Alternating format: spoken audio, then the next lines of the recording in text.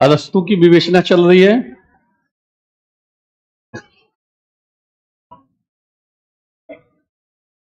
प्लेटो है कि अरस्तु है, नोट करेंगे।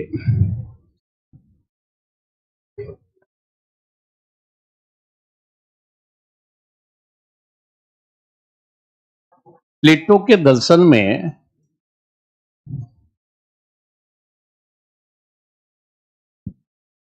दर्शन में न्याय की अवधारणा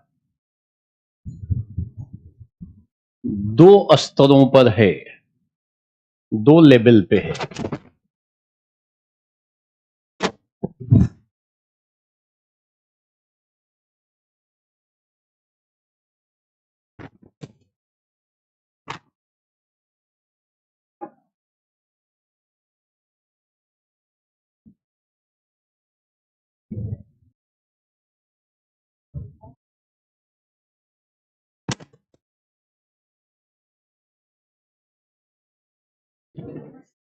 न्याय की अवधारणा कितने स्तरों पे है? पहला लिखेंगे व्यक्ति के स्तर पर और दूसरा राज्य के स्तर पर।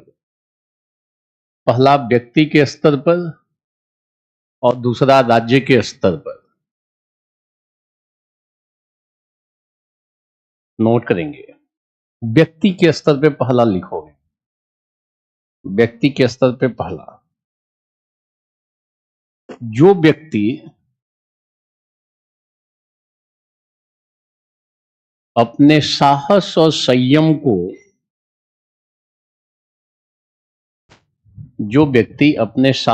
संयम को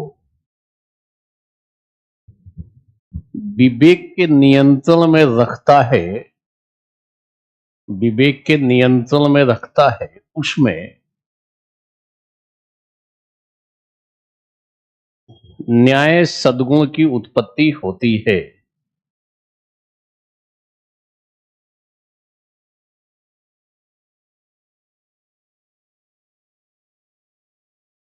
उसमें न्याय सद्गुण की उत्पत्ति होती है। ऐसा व्यक्ति ही जीवन में न्यायपूर्ण आचरण करता है।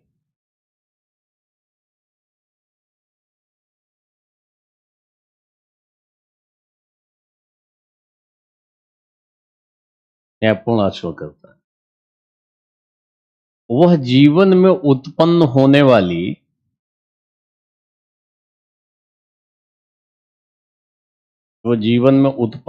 वाली बाधाओं एवं कठिनाइयों को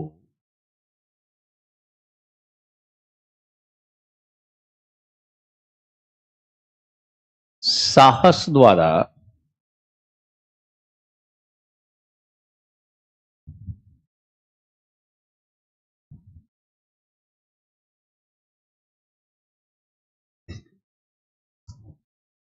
और वासनाओं को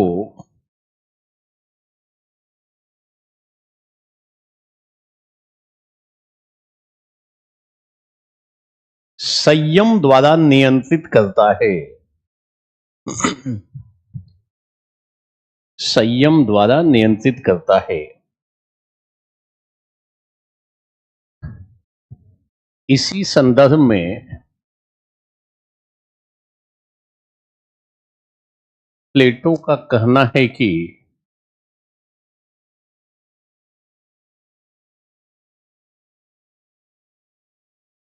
न्याय मानव आत्मा की उचित अवस्था है।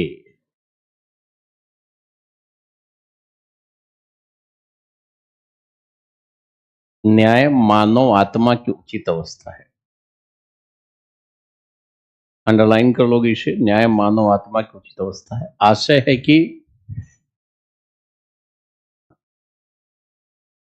मानव के आचरण में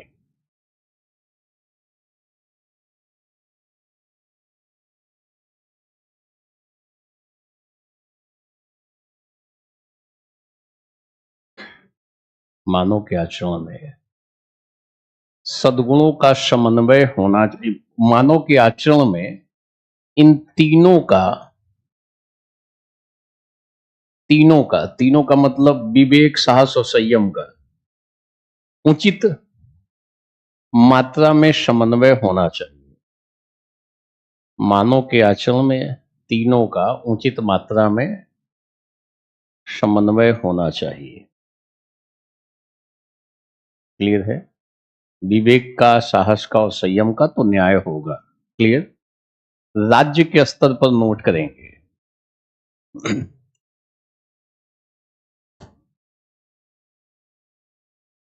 प्लेटो मतानुसार राज्य,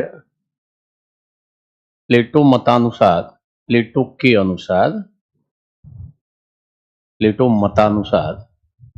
राज्य आत्मा का वृहद रूप है। आत्मा का वृहद रूप है, बड़ा रूप है। जब राज्य आत्मा का वृहद बड़ा रूप है, जब राज्य में विवेकी वर्ग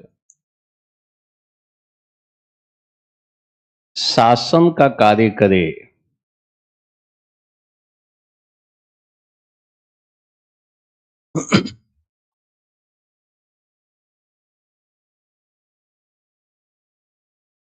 साहसी वर्ग रक्षा का कार्य करे,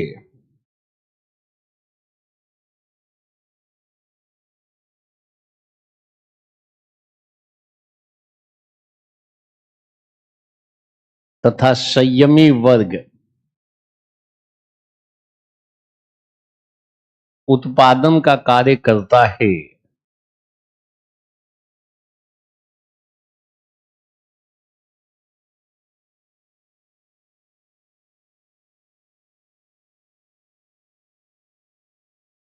अर्थात अपने कर्तव्यों का पालन करता है,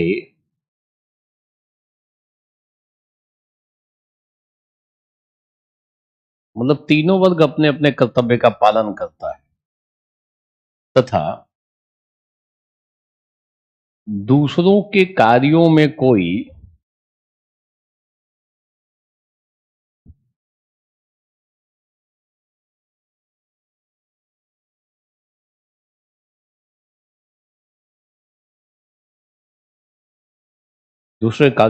हस्तक्षेप नहीं करे, तो फिर न्याय की उत्पत्ति होती है।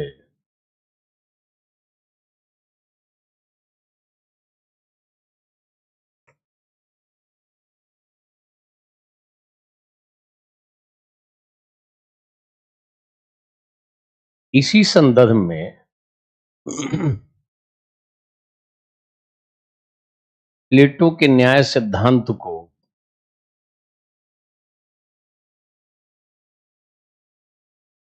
अहस्तक्षेप का सिद्धांत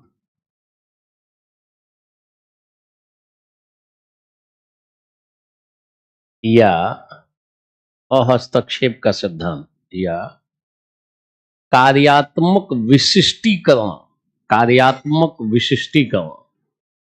का सिद्धांत कहा जाता है।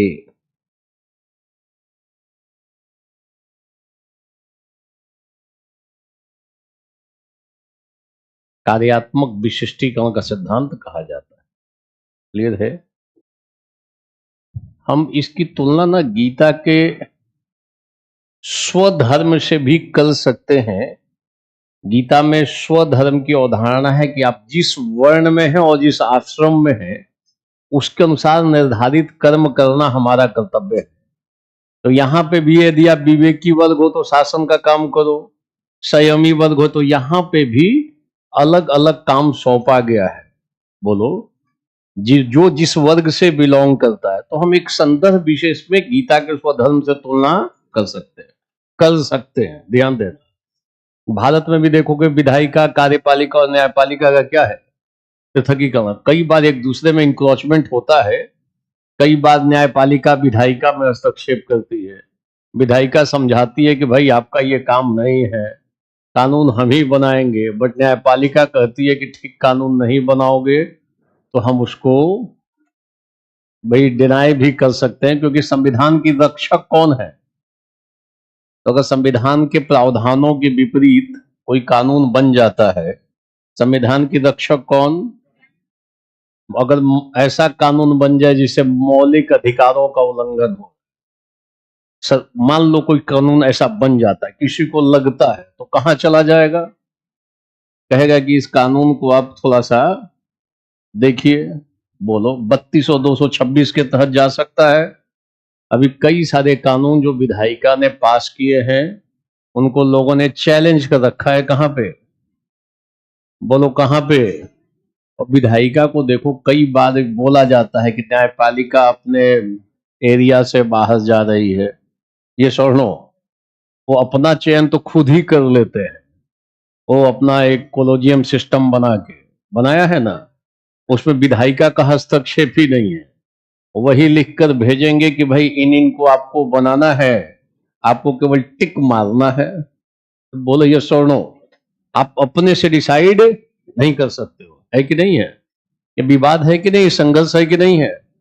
तो एक खुले दिमाग से देखोगे तो सब चीज समझ में आता है कि क्यों अभी तक कई सारे कानून जो हैं वो कहां पेंडिंग है। अभी लेटेस्ट में कौन सा कानून गया है? कौन? वक्फ बोर्ड, कि भाई इससे हमारी धार्मिक स्वतंत्रता का उल्लंघन हो रहा है। तो ये अब सुप्रीम कोर्ट डिसाइड करेगा कि हो रहा है कि। इसके पहले सीएए भी गया है ना, कि भाई इससे हमारे समता का अधिकार या आर्टिकल 13 या 14 का उल्लंघन हो रहा है। तो आप चैलेंज कर सकते हो। अब ये सुप्रीम कोर्ट बताएगा कि भाई वास्तव में मौलिक अधिकारों का उल्लंघन हो रहा है कि। ये सब पॉलिटी में आपको पढ़ना है, बट यहां पे भी नैतिकता की बात उभरती है। अब प्लेटो देखो स्पष्ट कह रहे हैं कि अलग अलग वर्ग है, उनको अलग अलग काम करना। और भारत में भी कार्यों का बंटवारा किया गया है। विधायिका और कार्यपालिका, विधायिका और न्यायपालिका के बीच अंतर है। बोलो है कि नहीं है? कार्यों का बंटवारा है कि नहीं है? एक संदर्भ में प्लेटो की बात हम लोगों ने भी मानी, एक संदर्भ में। क्लियर है? आलोचना करोगे क्या? नोट कर लो पहली आलोचना। प्लेटो का न्याय सिद्धांत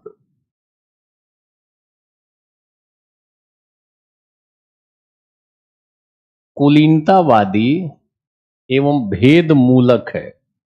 कुलीनतावादी है, कुलीनतावादी और भेद मूलक है।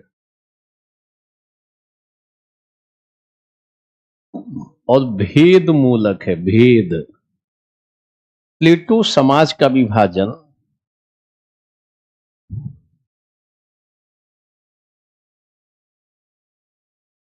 तीन असमान वर्गों में करते हैं।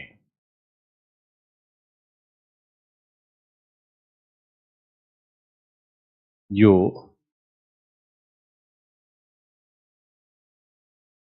लोकतांत्रिक दृष्टिकोण से सही नहीं है।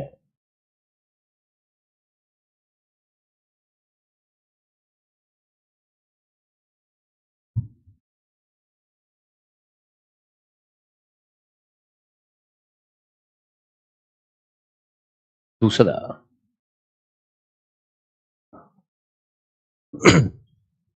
विवेकी वर्ग शासन का कार्य करता है।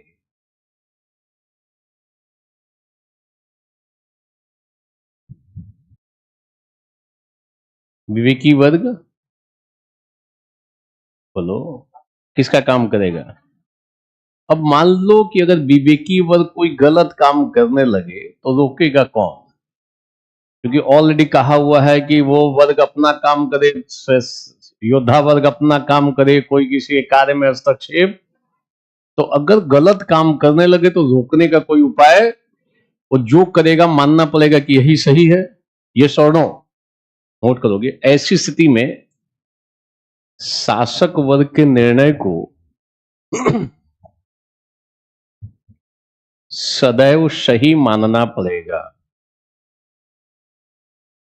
शासक वर्ग के निर्णय को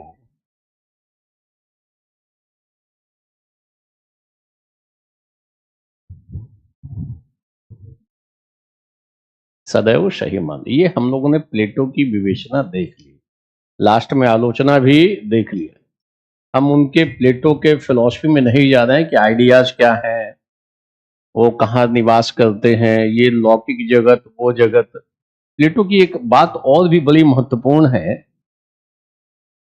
प्लेटो ने गुफा का रूपक दिया है कि वास्तविक जो रियलिटी है वो उन्होंने दो प्रकार का जगत माना है, एक अलौकिक जगत और ये जो जगत जो दिखाई देने वाला जगत। किसने कितने प्रकार का जगत माना है? दो, एक वहां और एक यहां। तो जो ओरिजिनल है, जो रियल है, वो कहां पे है? और उसका फोटो कॉपी, फोटो स्टेट यहां पे है। कहां पे? और हम लोग कौन से जगत में इन्वॉल्व हैं? इसी जगत में जो दिखाई, हमें कौन सा जगत दिखाई दे रहा है? मगर ये जगत सत्य नहीं है। किसके अनुसार? प्लेटो के अनुसार। वो कहते हैं वहां सारी ओरिजिनल चीजें कहां पे है। तो उन्होंने एक उदाहरण दिया है, उस उदाहरण से भी प्रेरणा मिलती है। उन्होंने एक गुफा का रूपक दिया है, थियरी ऑफ केव। मान लो कुछ लोग गुफा में जन्म से ही है। मान लो गुफा है, ये गुफा है, मान लो ये गुफा है, इसके भीतर कई लोग बैठे हुए हैं और जन्म से ही इस दिशा में देख रहे हैं। कौन सी दिशा में? यहां पे कुछ चीजें चल रही हैं। सारे लोग इमेजिन करो जंजीर से जकड़े हुए हैं और शुरू से ही ये पीछे नहीं देख सकते, ये हमेशा इसी साइड में देख सकते हैं। पीछे यहां सूर्य चमक रहा है और उसका प्रकाश इसके भीतर से आ रहा है, और जो यहां पक्षी उड़ रहे हैं, कुछ और आवाज आ रही है, वो आवाज पक्षियों का चित्र कहां दिख रहा है? यहां पे दिखाई दे रहा है। संभव है कि नहीं है भाई? गुफा में जो ये यहाँ पे चार्ट, और ये सारे लोग उस छाया को देख रहे हैं, पक्षियों के चित्र को, फोटो को, बोलो, और मान रहे हैं जो दिख रहा है यही सही है। क्योंकि बचपन से ही क्या देख रहे हैं? क्या देख रहे हैं? छाया देख रहे हैं कि ओरिजिनल देख रहे हैं? सूर्य की भी छाया आ रही है, वो मानते हैं कि यही सब सही है, जो दिख रहा है वही सब सही है, बचपन से ही। अब मान लो यहां अगर कुछ लोग बंधे हुए हैं बचपन से, किसी एक को छोड़ा जाए कि नहीं तुम बाहर जाओ यहां से, किसी तरीके से चेन से अलग हटके चला जाता है, बाहर जाकर देखेगा तो उसे क्या प्रतीत होगा कि अभी तक जितना हम लोग देख रहे थे सबका सब क्या है? भ्रम है। ओरिजिनल, सारी ओरिजिनल तो यहां पर है। बोलो, तो बोलो ये स्वर्णो, सच्चाई जान लेगा। बोलो ये स्वर्णो। अब वो सच्चाई जान के वह व्यक्ति अगर वापस आता है और इनको बताता है कि अरे ये जो देख रहे हो ये सही बात, तो ये मान लेंगे क्या? कहेंगे इसका दिमाग, बोलो, इसका दिमाग काम बोलो ये सुनो, ये तो सच्चाई देखकर आया है। बोलो आया है ना सच्चाई देखकर, एकदम ओरिजिनल देखकर, और उसको लग गया कि जो अभी तक हम लोग देख रहे हैं वो भ्रम है। उसमें जो बैठे हुए लोग हैं उसकी बात को मानेंगे नहीं, बल्कि इसी के ऊपर आक्षेप लगाएंगे। ये स्थिति होती है समाज परिवर्तनों के। जो समाज का परिवर्तन करना चाहते हैं, कई बार लोग समाज को जो सच्चाई बताना चाहते हैं, उनकी दशा भी यही होती है। अगर उन्होंने बहुत अच्छा ज्ञान प्राप्त कर लिया, बहुत अच्छी चीजें प्राप्त हो गई, कुछ सटीक चीजें उनको मिल गई, बोलो, और उनको पता चल गया ये पब्लिक तो इसमें गलत चीजों में इन्वॉल्व है, अब आके जब वो गाइड करेंगे, इनको बताएंगे, इमोशनल अगर है तो, कि नहीं ये तुम लोग इन्वॉल्व हो, ये ठीक बात, तो पब्लिक मानेगी। कई लोग कहते हैं कि नहीं भौतिकतावाद में आसक्ति मत रखो, फिर कहते इसका दिमाग थोड़ा जो है ना, बोले ये सुनो, हम लोग शुरू से जिस चीजों में इन्वॉल्व हैं, हम उसी को मान लेते हैं कि यही सत्य है। इसलिए समाज सुधारकों को समाज सुधार करने में भारी कठिनाई होती है। प्लेटो का ये जो गुफा का रूपक है वो प्रेरणा देता है। क्या देता है? अब बहुत अच्छी भी चीज बताओगे ना, एकदम सही चीज भी बताओगे, सामने वाला एडॉप्ट नहीं करेगा जल्दी, उसको स्वीकार नहीं करेगा। आपको तैयार रहना चाहिए। क्यों? क्योंकि सामने वाला शुरू से ही गलत ही काम देखता आ रहा है, भ्रम को ही सही माने हुए। तो बोलो ये सुनो, उसको समझाने में कठिनाई होगी, आदमी जल्दी मानता नहीं है। क्योंकि शुरू से ही उसी दिशा में काम कर रहा है। तो ये बहुत ही जानदार रूपक है। इस पे सवाल आ चुका है कि इससे प्रेरणा प्रेरणा मिलती है सुधारकों को कि भाई आपको विरोध का सामना करना पड़ेगा। आप चाहे जितनी अच्छी चीज बताओ, जितनी बेहतरीन बातें बताओ, लोगों को बताओ कि आप भाई भौतिकतावाद से थोड़ा हटो, स्वार्थ में ये कठिनाई है। बुद्ध ने आकर कितनी अच्छी बात बोली, जैन ने आकर कितनी अच्छी बात बोली, उन लोगों ने सच्चाई को जान लिया। बोलो फिर उन्होंने कहा कि राग मत करो, द्वेष मत करो, मोह मत रखो, माया है। बोलो पब्लिक माया के जाल में फंसी हुई है। अरे बोलो ये सुनो, माया छूटती थोड़ी ही है। छूट जाएगी क्या? अरे बोलो छूट जाएगी क्या? कभी कभी छूटता है। कभी कभी लगता है कि संसार जो है ना, क्या है? मोह माया है। शंकराचार्य ने भी कहा है ब्रह्म सत्यम जगत, फिर से बोलो, ब्रह्म सत्यम जगत, यह मिथ्या है, जो दिख रहा है सब क्या है? किसने कहा? तो लोग कहते थे बेकार, पता नहीं क्या बोल दिया, जगत तो बड़ा सही है। तो कई बार कभी कभी कुछ लोगों को दिल टूट जाता है। जब दिल टूटता है तो उनको लगता है ये संसार जो है ना भ्रष्ट है। ये संसार क्या है? माया है। ये स्वर्णो बोलो। कई बार कुछ लोग कभी कभी चले जाते हैं शमशान घाट। शमशान घाट भी जाएंगे, उस समय भी बहकी बहकी बातें करते हैं। ये जो संसार है ना, इसमें कुछ भी नहीं है, यही परम सत्य है, यहीं पर लेटना है, यहीं पे आना है, ऐसी बातें करते हैं। ये जितना हम लोग हाय हाय कर रहे हैं वो ठीक बात, एक दो दिन के बाद फिर वही शुरू है, आकर्षण में फिर फंसा हुआ है। अरे बोलो ये स्वर्णो, ये दुनिया की सच्चाई है। तो कभी कभी लगता है कि ये जो संसार है, ये जो जगत है, ये क्या है? मिथ्या है। शंकराचार्य ने स्पष्ट बोला है। मगर संसार का आकर्षण जो है हमें फिर से उसमें सन्निहित कर लेता है। कल परसों जो कुछ न्यूज पूरे सोशल मीडिया पे छाया हुआ है, कई लोग जो युवा अवस्था में हैं, दहलीज पे हैं बैंड बाजा के, अभी से भय छा रहा है कि नहीं यार मैं नहीं करूंगा, मैं शिलोंग नहीं जाऊंगा, इस टाइप की बातें हो रही हैं। थोड़ा भ्रम पैदा हो गया। ऐसी चीजें आ रही है कि नहीं आ रही है? फिर अभी तो लग रहा है कि दिल चूंकि टूट गया है, उनको लगता है संसार में सब भ्रष्ट, कोई विश्वासी नहीं है।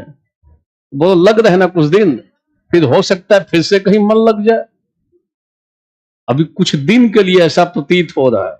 ये स्वर्णो, ये संसार वास्तव में मिथ्या है, अंततः सत्य। तो जो लोग अच्छी चीजों को जानकर आके बताते हैं, पब्लिक मानती नहीं है, क्योंकि शुरू से ही आदत पड़ गई है डुप्लीकेट देखने की। कोई ओरिजिनल के बारे में बताता है, समझ में आ रहा है? अरे बोलो, प्लेटो ने कही बात शंकराचार्य में भी है, क्लियर है। तो जो हम देख रहे हैं वास्तव में सच्चाई, सब टूट जाता है। आपका कोई करीबी धोखा दे दे, उस समय भी लगता है संसार में सब भ्रष्ट। चोट खाया हुआ आदमी है, दर्द लेकर बैठा हुआ है। एक कितना लिखा हुआ है यहां पे, देखो इसने कितना लिखा है, इतना लिख के भेजा है, पूरा अपने दिल का दर्द ही लिखा है। मैं एक व्यक्ति के प्रति समर्पित था, वो व्यक्ति पता नहीं कहां चला गया, ये हो गया, मैंने उसको आत्मसम्मान को ठेस पहुंचाई, मुझे उसकी भावनाओं की कद्र करनी चाहिए। तो कई लोग भावनाओं में बह के, मैं पहले ही बोल चुका हूं, इमोशनल इंटेलिजेंस रखो। भावनाओं में बह गए और कदम उठा लोगे तो मामला, कोई आदमी और आपसे खूब अच्छे से रोना धोना शुरू कर दे और अपना सारा पैसा दे दो, बाद में पता चला फूंक रहा है कहीं पे बैठ के। दुनिया में नाटक करने वाले ठीक ठीक हैं, एकदम सीधा बन जाएंगे, आपको लगेगा बहुत सीधा है। आपने भावावेश में आके अपनी सारी बातें बता दी, कल ही से दुरुपयोग आपका शुरू कर देगा। बता तो दो कभी किसी को। कई लोग सोचते हैं कि आदमी है, सब चीजें अपनी बता देते हैं। बताओगे तो फिर तो अपने सोशल को निमंत्रण दोगे। बोलो। तो इतना भी सीधा मत बनो कि दूसरे के क्लच में आ जाओ और आपको घुमाता रहे। दुनिया में बहुतों की दशा है, केवल पश्चाताप करते हैं लोग कि काश मुझे इतना भी उस समय इमोशनल होकर सारी बातें। बोलो। तो कठिनाई पैदा हो सकती, इतना लिखा है। मुझे आज भी अपराध बोध महसूस होता है। मैं सोचता हूं मिलकर माफी मांग लो। अब माफी मांगोगे तो दिक्कत है। बोला कृपया भविष्य के लिए ये सब जो चीजें होती हैं क्यों होती हैं, क्योंकि पढ़ाई छोड़ के सारा काम हो रहा है। तो इस टाइप से मैसेज लिखेगा। पढ़ाई की चिंता रहती कि पढ़ाई ठीक से नहीं हो रहा है, हमारा उद्देश्य कुछ और है। पीछे एक सेमिनार था कई कुछ साल पहले। सेमिनार में मैंने उसको गोविंद जायसवाल को बुलाया था, और रिक्शा चालक का बेटा बना कलेक्टर, वो आए थे, उनकी वाइफ भी थी, वो डीसीपी अभी उस समय गोवा में पोस्टिंग थी। दोनों लोग आए थे, उनको मैंने जयपुर बुलाया था अपने सेंटर पे। तो एक सेमिनार था, बहुत बड़ा सेमिनार था। सेमिनार में किसी ने पूछ लिया कि सर पढ़ने में मन नहीं लगता है, क्या करें।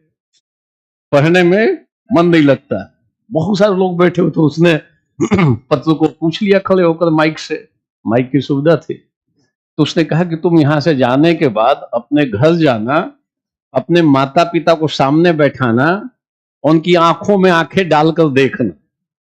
पूरा सभागार स्तब्ध रह गया कि देखोगे तो वो तुमसे कितनी अपेक्षा पाले हुए हैं, तुमको कितने तरीके से भेजे हुए हैं। वो अपेक्षा पाले हुए कि बेटा मेरा बुढ़ापे का सहारा बनेगा, बेटा अच्छा काम करो, ये होप है उनको। डेली आपके नाम सो सकता, पूजा पाठ हो रहा हो, बेटा खूब पढ़ ले भाई, सिलेक्शन पा ले। यहाँ बेटे को दिक्कत क्या है, पढ़ाई में ही मन सुखरोग पैदा हो गया है। वो कठिनाई से पैसा भेज रहे हैं, अब पता चला यहाँ 4 जगहों पे हंसी मजाक ठिठोली चल रही है। पढ़ाई छोड़ के सारा काम कर रहा है। बोलो। पढ़ाई नहीं कर रहा है, पढ़ाई छोड़कर इधर में तो उधर में, तीसरा चौथे जगहों पे इन्वॉल्व है। दिन भर दूसरे के बारे में चिंतन कर रहा है, कमरे में बैठा हुआ है दिमाग में किसी और का आइडिया लेके। पढ़ाई छोड़ के सब काम कर रहा है। और कई लोगों ने दिमाग में आइडियाज भर रखा है, दूसरे का, तीसरे का, चौथे का। अपनी समस्या नहीं है तो दूसरे की समस्या दिमाग लिया है डाल, और उसी पे रीथिंकिंग किए जा रहा है। क्या कर लेगा वो। वैसे लोग फील्ड में रहें या बाहर चले जाए, कोई अंतर पड़ेगा क्या। एक नंबर का कट ऑफ नहीं बढ़ेगा, वही कट ऑफ रहेगा। ऐसा नहीं कि ऐसे लोग कट ऑफ को बढ़ा देंगे, ऐसा नहीं होगा। फाइट में वो लोग हैं ही नहीं, वो तो हारे हुए लोग हैं। संख्या बल, संख्या में केवल दिखा रहे हैं। वैसे लोगों से फील्ड पे असर थोड़ी ही पड़ता है। ऐसे 5 लाख लोग आ जाएं, एक नंबर कट ऑफ नहीं बढ़ेगा। ध्यान रखना। आए हो उद्देश्य, जिस उद्देश्य के लिए, उसको पढ़ो ना। ये बड़ा बड़ा लव लेटर लिखे हुए इमोशनल हो गया है। अपराध बोध हो रहा है, बन जाओ आईएएस बन जाओगे सब अपराध बोध। एक सवाल है, मतलब लगता है कि मैंने उसको खो दिया है। इतना गहनता से लिखा है, मतलब भीतर से मन लगा के लिखा है। 20 मिनट लिखने में लगाया होगा। सॉरी। इसका जवाब मैं कहां से निकालूं।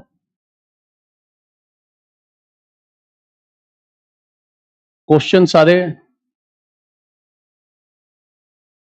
क्वेश्चन कहां पे ये बताओ आप। इसको फॉर्मेटिंग की गई है क्या।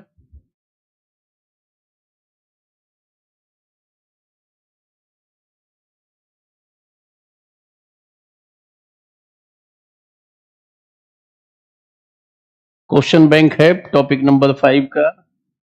मिला है, मिला है। देखो सवाल, इसका जवाब मैं सवाल से ही दे रहा हूं। ठीक है। कोई सवाल है ऐसा है, वो भी जिस टॉपिक को पढ़ने जा रहे हैं उसी टॉपिक से है।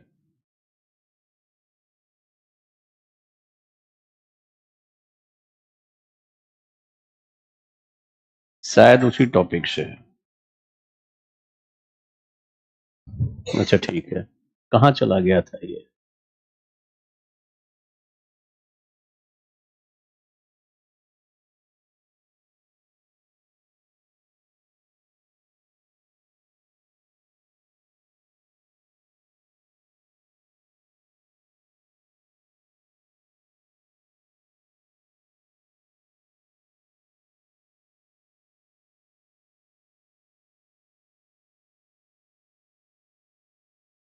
दलाई लामा से मैं इसका उत्तर दलाई लामा की मदद लेकर देता हूं।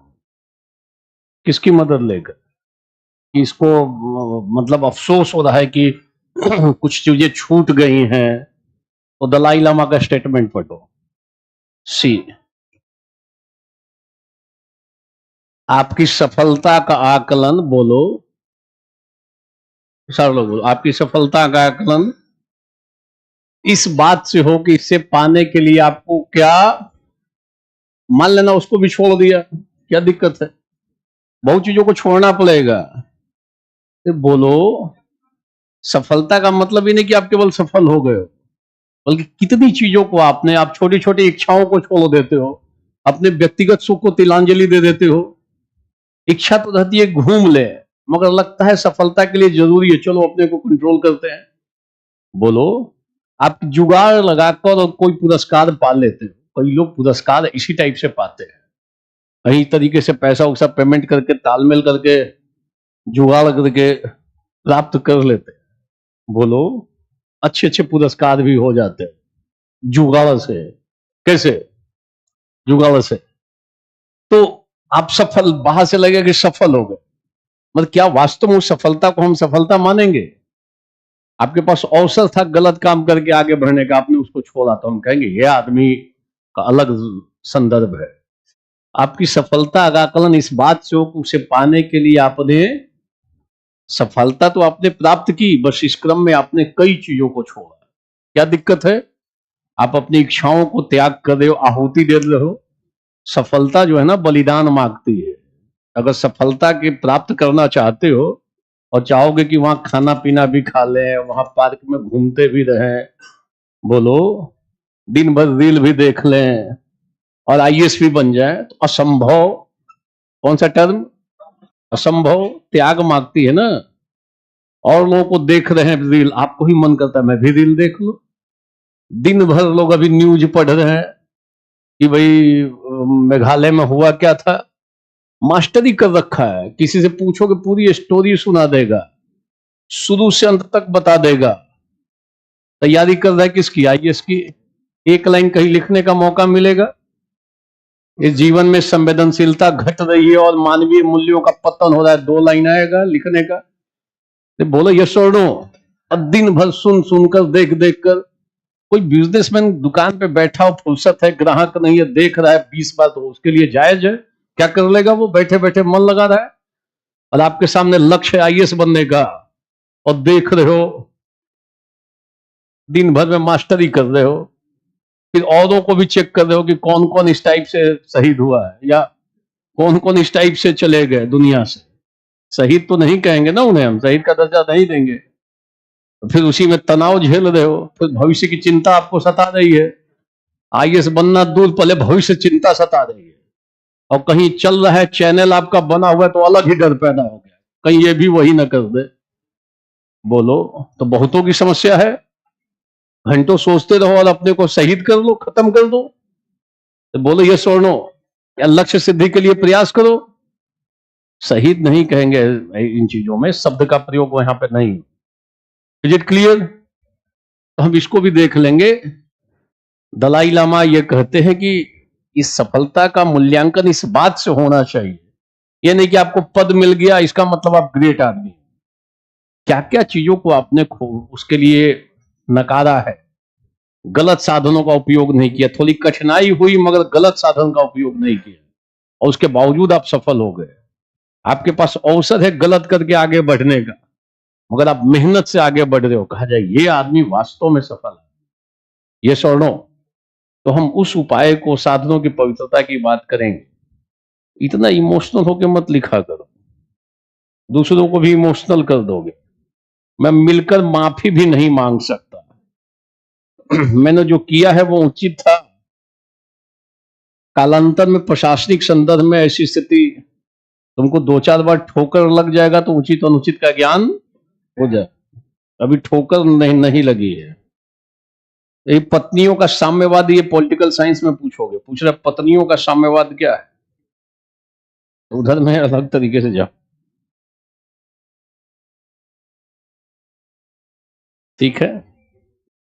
और सिविल सेवा परीक्षा प्रक्रिया में पाठ्यक्रम में बदलाव कर सकते हैं, अपने से क्यों कर दोगे? तुम्हारे हाथ में है क्या कि हम बदलाव करते हैं और वही मैं एग्जाम दूंगा? ये सुनो, वह रिसर्चर सब बैठे हुए, ज्ञानी लोग बैठे हुए पूरे विश्व को देखते हैं, विश्व में कहां कहां सिविल सर्विस में क्या क्या हो रहा है, उन सब चीजों को ध्यान रखा जाता है, कहां पे क्या पढ़ाया जा रहा है, उसके अनुसार सिलेबस को भी थोड़ा बहुत अपनी आवश्यकता क्या है उसको ध्यान में रखा जाता है। बोल रहा है कि सर मैं क्या बदलाव कर सकता हूं? तुम्हारे हाथ में थोड़ी ये बदलाव कर दो। सिविल सेवा परीक्षा की प्रक्रिया में पाठ्यक्रम में क्या बदलाव कर सकते हैं, लिख लो, हमारे हाथ में नहीं है। क्लियर? नोट करोगे? नेक्स्ट।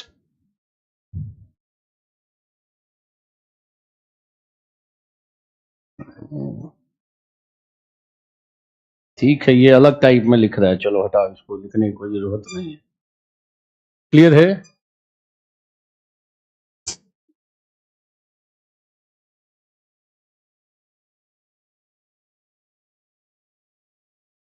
क्या सवाल लिख रहे?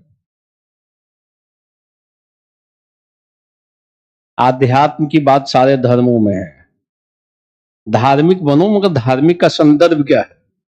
धर्म का मतलब केवल ये थोड़ी है कि आप दिन भर धार्मिक गतिविधि कर रहे, वो वास्तव में उसको हम पूरी तरह से धार्मिक नहीं कहेंगे।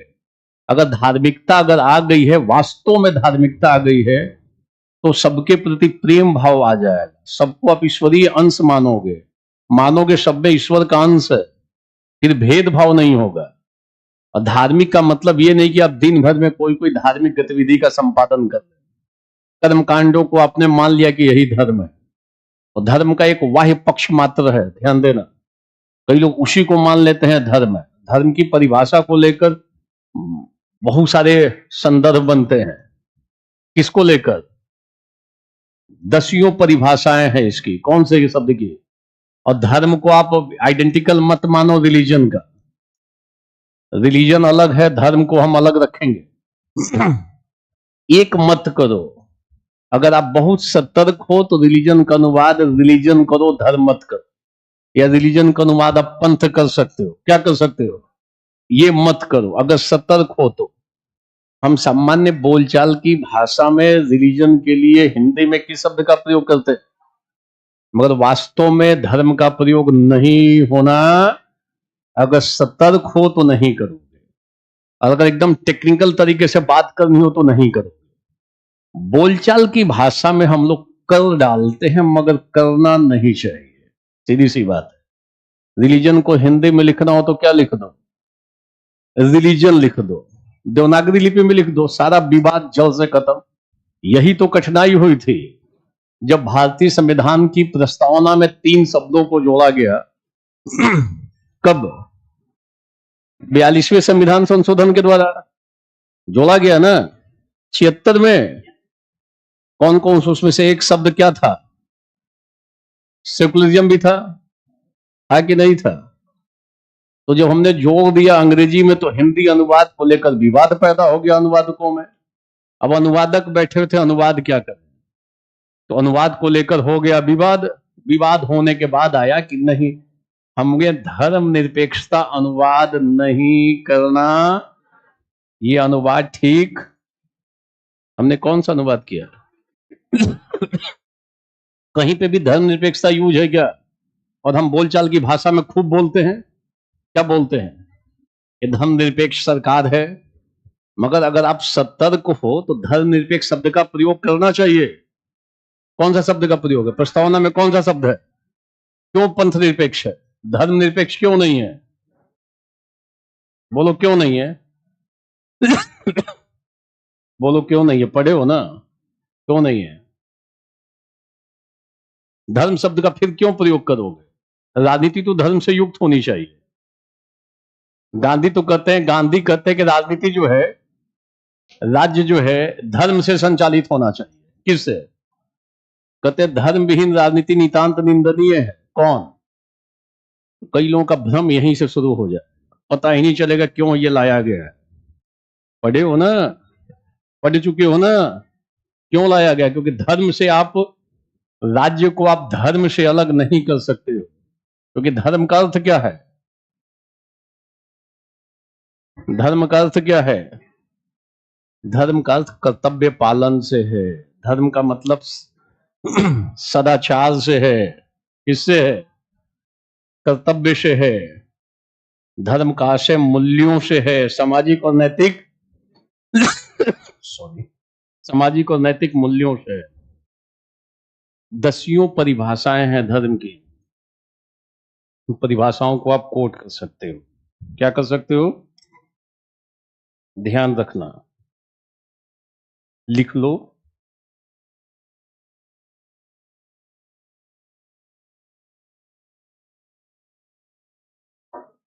लिख लो, धर्म का से 2 मिनट में लिख लो। नोटिंग करा देता हूं, हमेशा के लिए क्लियर है।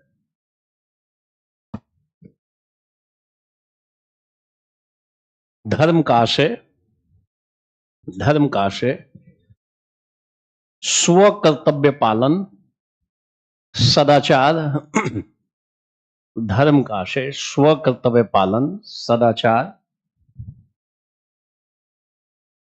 सामाजिक और नैतिक मूल्यों,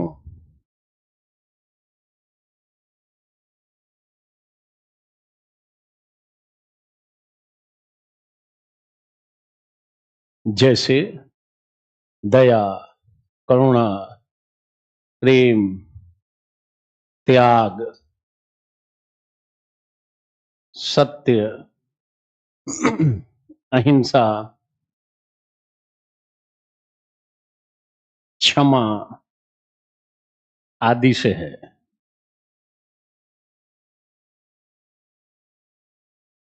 बोलो, धर्म का मतलब किससे है? मैं पूछूं, धर्म का मतलब बताओ। धर्म का क्या बताओगे?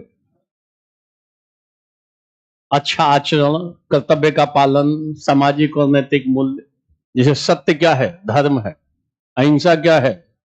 कहा जाता अहिंसा परमो धर्म। क्या कहा गया? तुलसीदास जी कहते हैं, धर्म न दूसर सत्य समाना। सत्य के समान दूसरा कोई धर्म। तो धर्म का मतलब वहां हिंदू इस्लाम से थोड़ी है। धर्म का मतलब मूल्यों से है। बोलो ये सुनो, धर्म का मतलब रिलीजन से थोड़ी हो रहा है।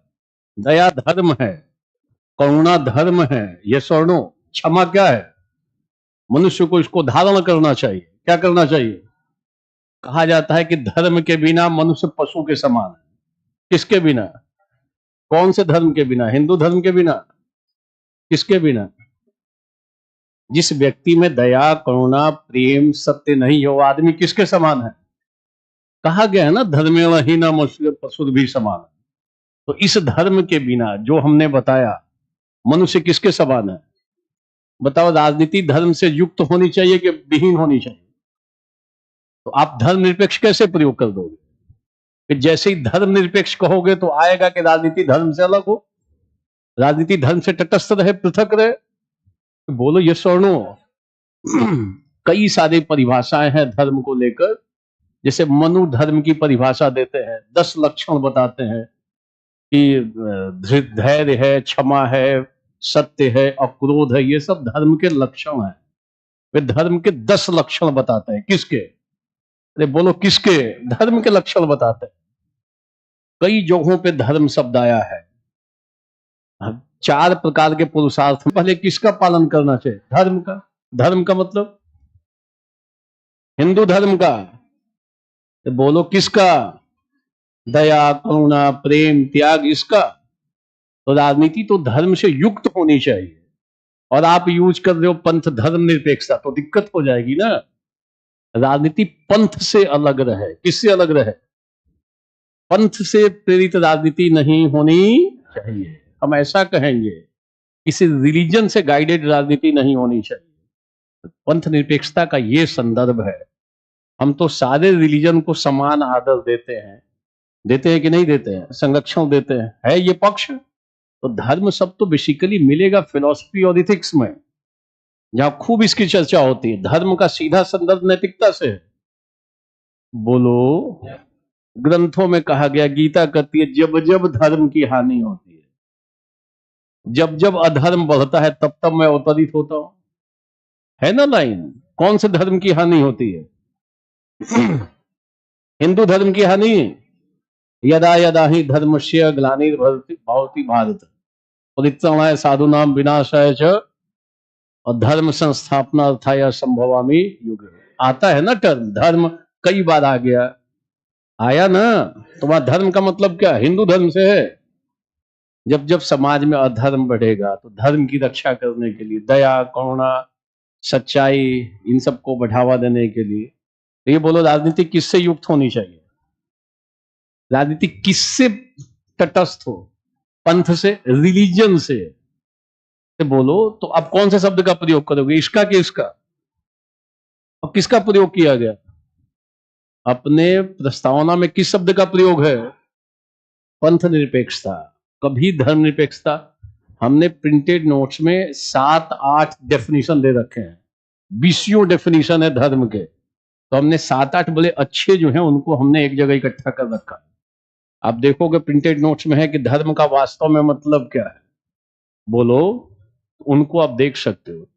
जिस आदमी में दया करुणा प्रेम न्याय नहीं हो, वास्तव में धार्मिक आदमी नहीं है, तो ध्यान कर लेना। वो धार्मिक कर्मकांडों को करने वाला व्यक्ति आपको आप कह दो कि यही धार्मिक है, व्यापक रूप में हम नहीं मानेंगे। जिसमें क्या होना चाहिए? अरे बोलो क्या होना चाहिए? तब कहेंगे वास्तव में ये धार्मिक आदमी है। वास्तव में, समझ में आया? हम केवल अन्य आधारों पे कह देते हैं कि यह धार्मिक है। अरे बोलो क्लियर। तो किस शब्द का प्रयोग करोगे? पंथ निरपेक्षता की धर्म निरपेक्षता? पंथ निरपेक्षता। समझ में आ रहा है? धर्म का ये मतलब है, ध्यान रखना, क्लियर होना चाहिए।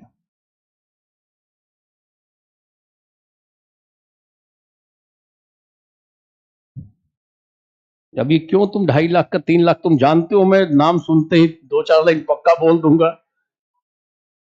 2.5 लाख वाले अपना बोलते रहते हैं, लड़के इसी में अब थोड़ा व्यस्तता भी तो चाहिए। अगर लड़का दिमाग कहता है ब्रेकअप होना चाहिए, अगर लड़का पूरी से पढ़ने पे फोकस हो जाए तो दिक्कत यहाँ जो खड़ा है उसको शुरू हो जाएगी ना। तो उसको थोड़ा डिरेल करो, उसका 2-3 ब्रेकअप हो, तनाव रहे, जला वो फूके कुछ, उसको लगे कि हाँ दिल्ली में आईएएस की तैयारी चल रही है। अगर कोई फुल फ्लेज में पढ़ना शुरू कर दे तो कई जगहों पे दिक्कत पैदा कर देंगे सब छात्र, कठिनाई पैदा कर सकते हैं विद्यार्थी। ये ध्यान रखना। पढ़ने के लिए सामने वाला तैयार नहीं है, इधर से सवाल को दिखाया नहीं जाता है। बहुत सारे लोग आईएएस का सवाल खोल नहीं सकते हैं यहाँ पे, ये ध्यान रखना, खोलते ही दिक्कत शुरू हो जाएगी। आईएएस की ये दशा है कि अगर आप खुद भी अपडेट नहीं हो तो टैकल नहीं कर पाओगे सवाल को। आईएएस का इस स्तर का सवाल रहता है, अगर आपने उसको खुद नहीं गो थ्रू किया है तो आपको खुद दिक्कत हो सकती है। हमेशा पैटर्न को थोड़ा थोड़ा वो बदलता रहता है, हमेशा एक समान थोड़ी रहता है। समझ में आया? इसलिए कई बार कई सारे ऐसे कोचिंगों में अगर आपने आईएएस का सवाल पूछ दिया तो आपको इतना तीव्र व्यंग आपके ऊपर कटाक्ष किया जाएगा कि आप हमेशा के लिए प्रश्न पूछना बंद कर दो, दोबारा प्रश्न नहीं पूछ सकते हो। लोग डेमोरलाइज करते हैं कि मत पूछो प्रश्न को, आईएएस का तो बिल्कुल मत पूछो, या फिर उनको समझाया जाएगा कि बाद में डिस्कस कर लेना बेटा, अभी मत पढ़ो, अभी ज्यादा आईएएस का सवाल डिस्कशन करने की जरूरत। फिर लड़का भी मान लेता है ना, जो छात्र बैठा वो मान लेता है, फिर सारा टॉपिक खत्म होते हुए खत्म हो जाता है। ये दशा है ना, फैक्ट है, मुझे पता है ना। बोलो, कहीं मिलके तो देखोगे, पूरा क्लास हो गया किसी खंड का और पता चला 10 सवाल भी डिस्कस नहीं हुआ। कठिनाई है, ये दिमाग में रख लेना।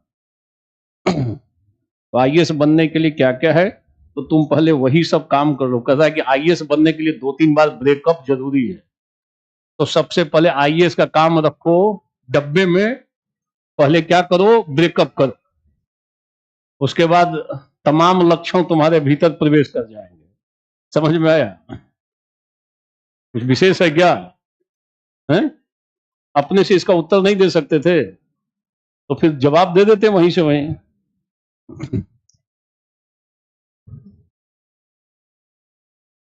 देखो क्या करुणा आधारित शासन वस्तुनिष्ठता और न्याय के साथ देखो, हमें नियम के अनुसार चलना चाहिए, कानून के अनुसार चलना चाहिए, वस्तुनिष्ठ रूप से काम करना चाहिए। मगर क्या कानून के अनुसार चलोगे तो हमेशा कानून को ही पकड़ के चलोगे? क्या आपके भीतर संवेदना भी होनी चाहिए? बोलो, संवेदना होनी चाहिए कि नहीं होनी चाहिए? इस पे सवाल पूछा जा चुका है ऑलरेडी आईएएस में कि हमें सामान्यतः नियम और कानून के अनुसार काम करना, मगर एक प्रशासनिक अधिकारी को संवेदनशील भी होना, उसे दूसरों के दुख दर्द को भी जानना चाहिए। ये कानून में कहीं लिखा हुआ है क्या कि एक पुलिस अधिकारी किसी राह चलते भूखे व्यक्ति को खाना खिलाए? है क्या? अगर नहीं खिलाएगा तो एक्शन हो जाएगा क्या? कोई कार्रवाई कर सकते हो क्या? मतलब कोविड के समय कई जगहों पे पुलिस अधिकारियों ने आगे बढ़ के सेवा भी की है। खाना खिला रहे थे, खाना खिला रहे थे कि नहीं? भूख के मारे बैठे उनको खाने की व्यवस्था करा रहे हैं। कौन? ये करुणा है तब ना सामने वाले के दुख दर्द को समझ रहे हैं। ये और नो? तो उनकी ड्यूटी ये काम है क्या? ये काम है क्या उनका? अगर न उनको भोजन कराए तो कोई एक्शन ले लोगे क्या आप उनके ऊपर? वो तो नियम और कानून में कहीं ऐसा थोड़ी लिखा हुआ है। मगर नियम कानून से काम करने के बाद भी प्रशासनिक अधिकारी में करुणा होनी, उन्हें दूसरों के दुख दर्द को भी जानना और समझना चाहिए, उनमें संवेदनशीलता होनी चाहिए। ध्यान रखना। तो ऐसा आप करोगे?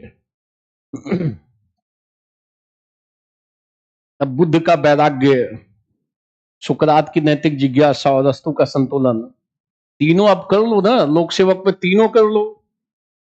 बुद्ध का वैराग्य, क्यों वैराग्य करोगे? आपको संसार में इन्वॉल्व रहना है।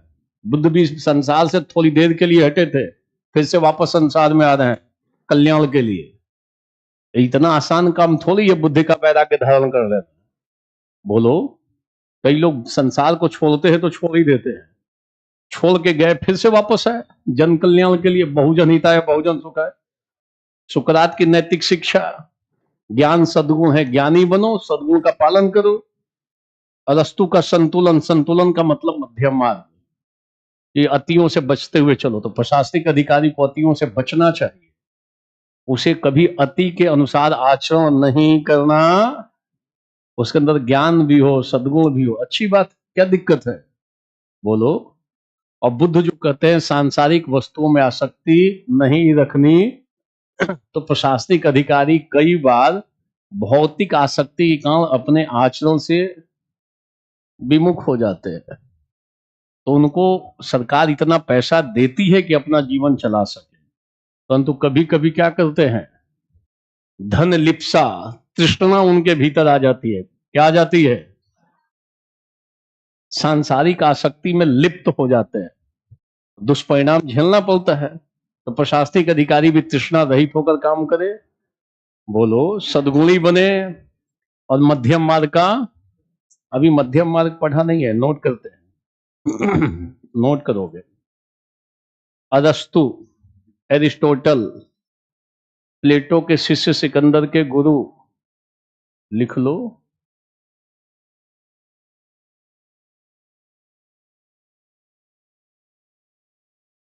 प्लेटो के शिष्य सिकंदर के गुरु, ग्रीक दार्शनिक और नैतिक विचारक। अरस्तु जो है ग्रीक दार्शनिक हैं, नैतिक विचारक हैं, प्लेटो के शिष्य हैं। अरस्तु जो है ग्रीक दार्शनिक हैं एवं नैतिक विचारक हैं।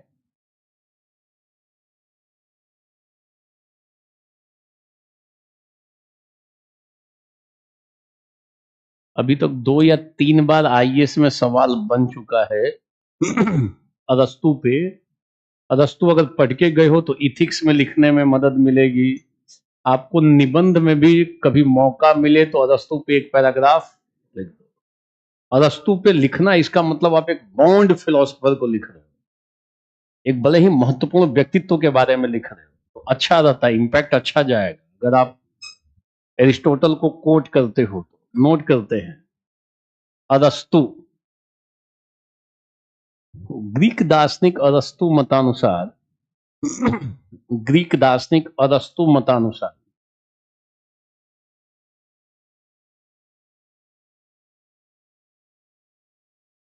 जीवन का चरम लक्ष्य आनंद की प्राप्ति करना है।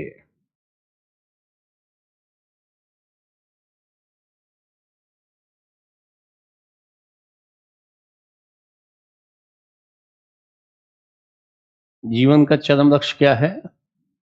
सारे लोग बोलो, जीवन का चरम लक्ष्य आनंद, हैप्पीनेस चाहिए। ये आनंद मिलेगा कैसे? तो अरस्तु कहते हैं आनंद की प्राप्ति हेतु विवेकशील जीवन आवश्यक है। नोट कर लोगे? आनंद की प्राप्ति हेतु विवेकशील जीवन आवश्यक है। विवेकशील जीवन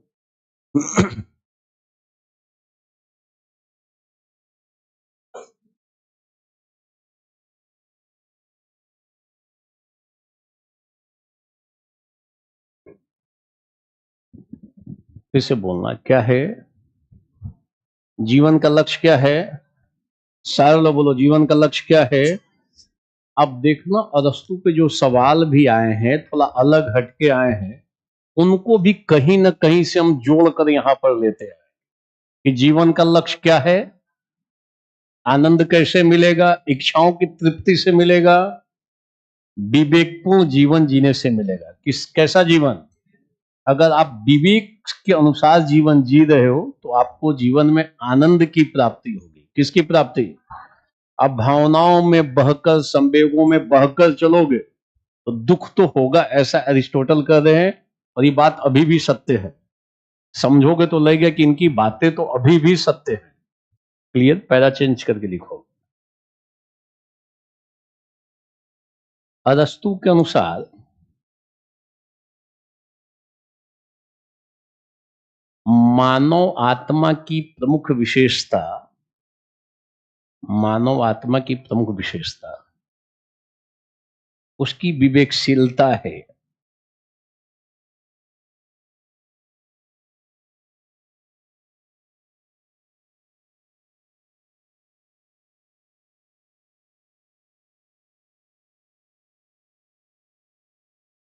यही वास्तव में मानव को, यही वास्तव में मानव को आनंद प्रदान करने में सक्षम है।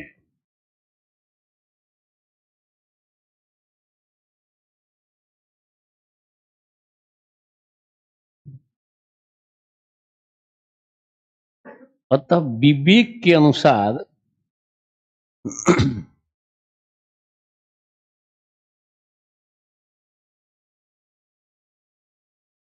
कार्य करना मानव का कर्तव्य है।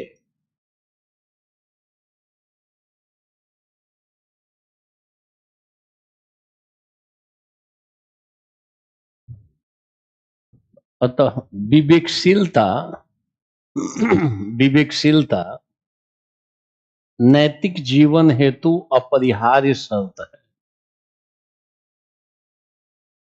विवेकशीलता नैतिक जीवन हेतु अपरिहार्य शर्त, मतलब जरूरी है, मस्ट है।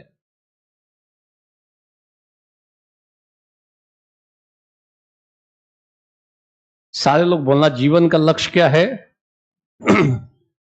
आनंद अगर चाहिए तो किसके अनुसार जीवन जियोगे? विवेक। ये मानव हमारी एक प्रमुख विशेषता है, ध्यान देना। विवेकशीलता मानवों की विशेषता है। क्लियर है? और सबसे प्रमुख पक्ष है। हमें विवेक के अनुसार जीवन जीना। पहला चेंज करके लिखोगे, मानव में, मानव आत्मा में, मानव आत्मा में केवल विवेक ही नहीं है, मानव आत्मा में केवल विवेक ही नहीं है, बल्कि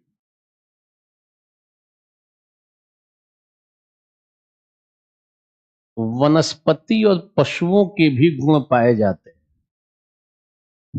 वनस्पति एवं पशुओं के भी गुण पाए जाते हैं। किसके गुण? बोलो किसके गुण? हमारे भीतर वनस्पति वाला भी लक्षण है, पशु वाला भी लक्षण है, और हमारे भीतर विवेक भी है। क्या है? हमें वनस्पति के समान पोषण की जरूरत होती है। उसको खाद पानी नहीं दोगे तो पौधा मर जाएगा ना। तो हमें भी उसके अनुसार पोषण और संवर्धन की जरूरत होती है। और हमारे भीतर पशु वाला भी लक्षण है। हमारे भीतर भी जैसे पशुओं में क्रोध होता है, भय होता है, आवेग पैदा होते हैं, हमारे भीतर भी होते हैं। तो हमारे भीतर किसके लक्षण हैं? बोलो किसके लक्षण हैं? और किसके लक्षण हैं? पशुओं वाले भी लक्षण हैं। कई लोग वनस्पति वाले लक्षण कई लोगों में डोमिनेट करता है। हमेशा खाना पीना सुस्त, कोई काम नहीं, खाओ पियो सुस्त, लेटे रहो। कौन सा लक्षण? कई लोगों में पशु वाला लक्षण। पूरा जीवन किससे चल रहा है? भय से, क्रोध से, कामुकता से, भूख से। ये सारे लक्षण है ना। पशु वाला भी लक्षण है हमारे भीतर। भय, भूख, क्रोध, कामुकता आदि आवेग से संचालित है। कई लोग पशु के स्तर पे आ जाते हैं। एक टॉप लेवल पे क्या है हमारे भीतर?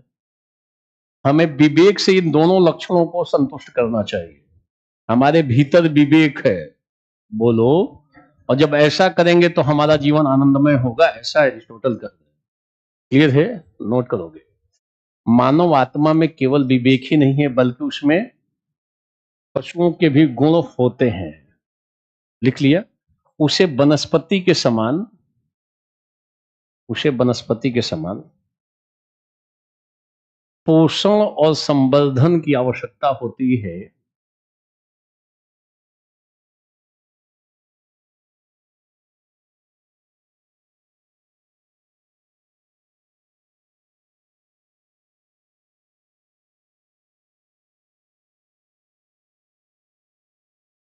पोषण और संवर्धन की आवश्यकता होती है, तथा उसमें पशुओं के समान आवेग, आवेग, आवेग जैसे भय, क्रोध, कामुकता, भय, क्रोध, कामुकता आदि भी होते हैं। भय, क्रोध, कामुकता आदि की भी स्थिति होती है, आदि की भी स्थिति होती है। मतलब पशु वाला भी लक्षण है और वनस्पति वाला भी लक्षण है। क्लियर? इसीलिए अरस्तु, या इसी संदर्भ में अरस्तु मानव आत्मा को दो भागों में बांटते हैं। मानव आत्मा के दो पक्ष हैं, दो भाग।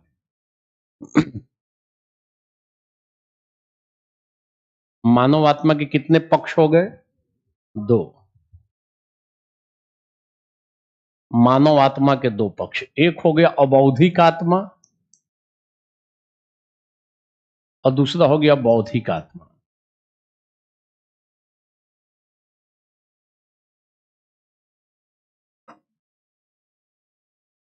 अबौधिक और बौद्धिक आत्मा। क्लियर? मानव आत्मा के कितने पक्ष हैं? दो। पहला क्या और दूसरा? अबौधिक आत्मा के अंदर नीचे लिख लो, इसमें अबौधिक आत्मा में, इसमें वनस्पतियों एवं पशुओं के गुण सम्मिलित होते हैं। इसमें वनस्पतियों एवं पशुओं के गुण सम्मिलित होते हैं।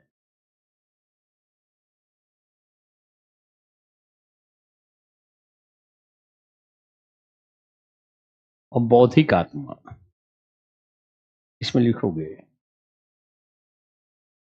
इसमें विवेक की प्रधानता होती है।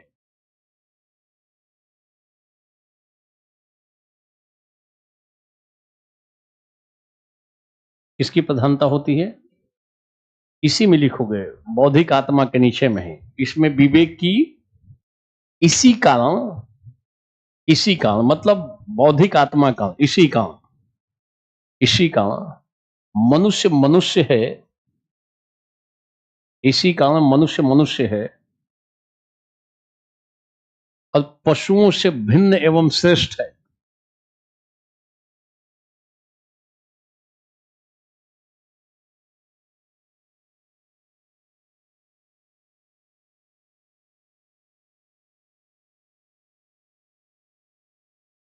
अरस्तु के अनुसार ये विवेक वाले में ही इसी में लिख रहे हैं, आप अलग से पैराग्राफ बना दो या इसके नीचे लिख लो, कोई दिक्कत नहीं। अरस्तु के अनुसार इच्छाओं और आवेगों का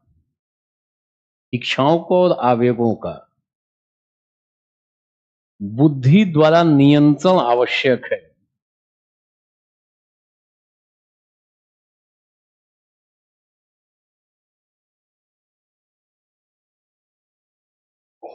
इच्छाओं और आवेगों का बुद्धि द्वारा नियंत्रण आवश्यक है। इसी संदर्भ में अरस्तु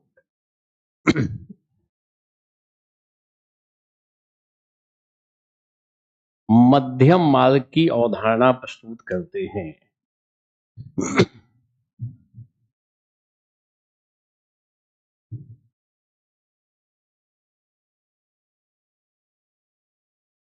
किसकी अवधारणा? अब नीचे लिख लो, अरस्तु का मध्यम मार्ग।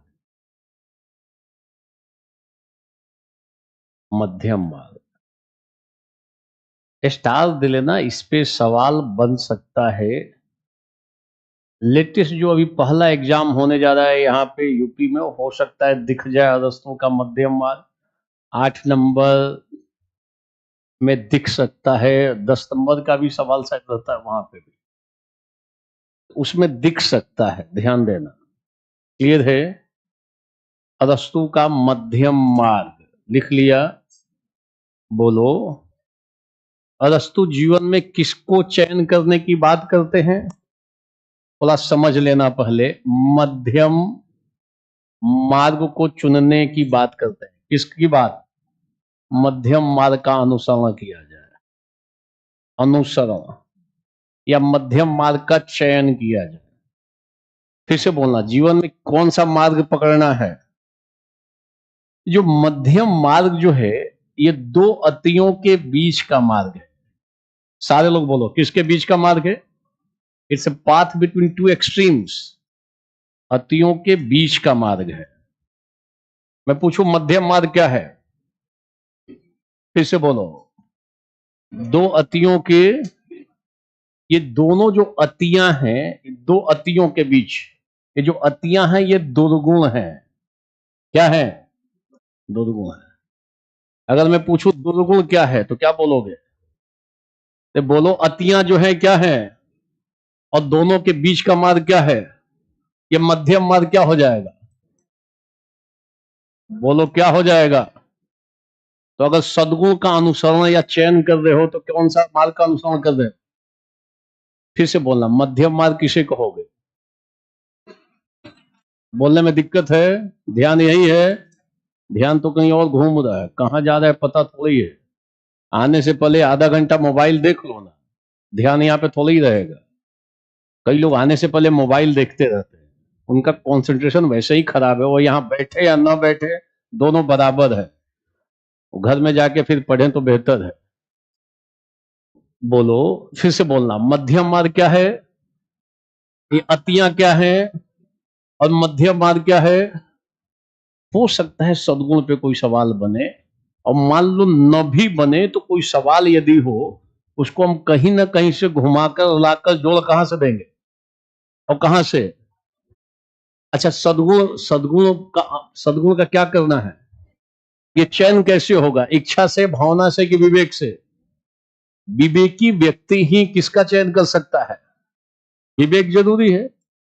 और अगर विवेक नहीं है तो अतियों में फंस जाओगे। अतियां क्या है? फिर से बोलो, अतियां क्या है? हमें अपने जीवन में किसको वरीयता देनी चाहिए? भावनाओं को, इच्छाओं को कि विवेक को?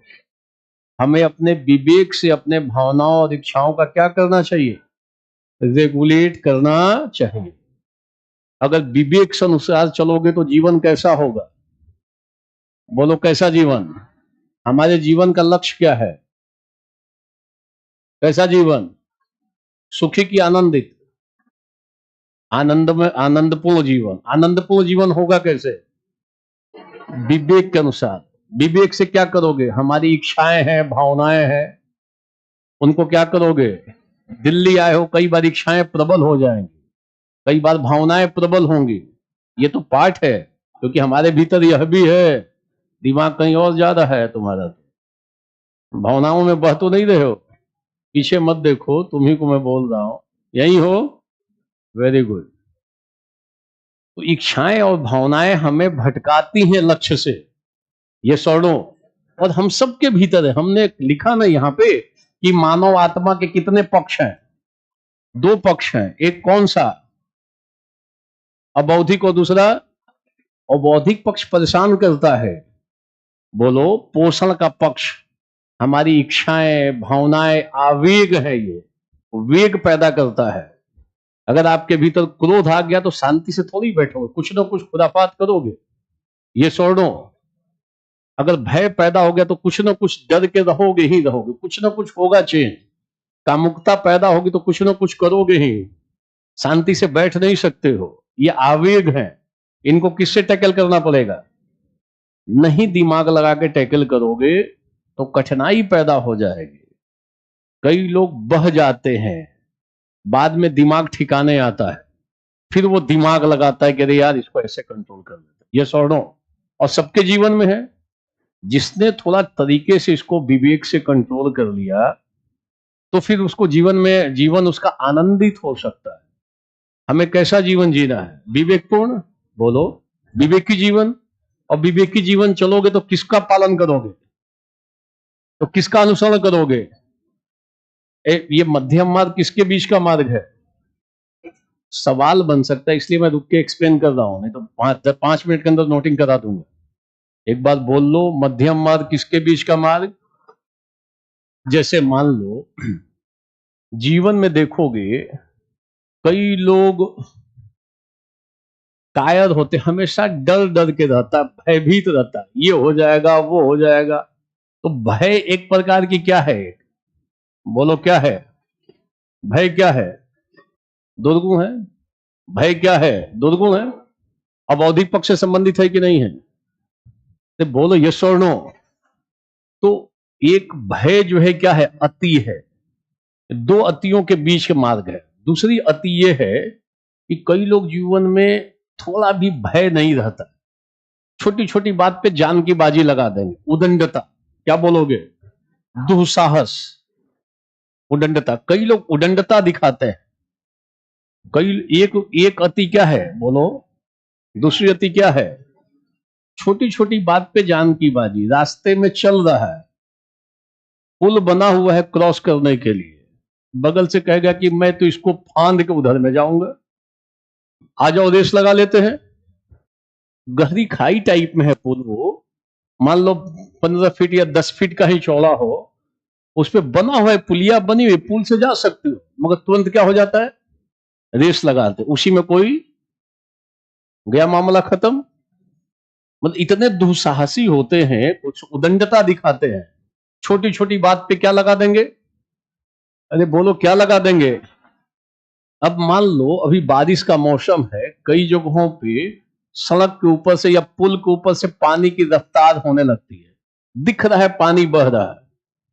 बोलो, तेज रफ्तार से पानी पुल के ऊपर से होता है, वो इधर से आएगा, एकदम रुकेगा, उसके बाद अपना बाइक और थोड़ा स्पीड बढ़ाएगा, चारों लोग देखेंगे कि उसको जोश आ जाता है, फिर इसी में रफ्तार से क्या करेगा, और धार इतनी है कि उसको उठा के हो रही है कि नहीं घटना?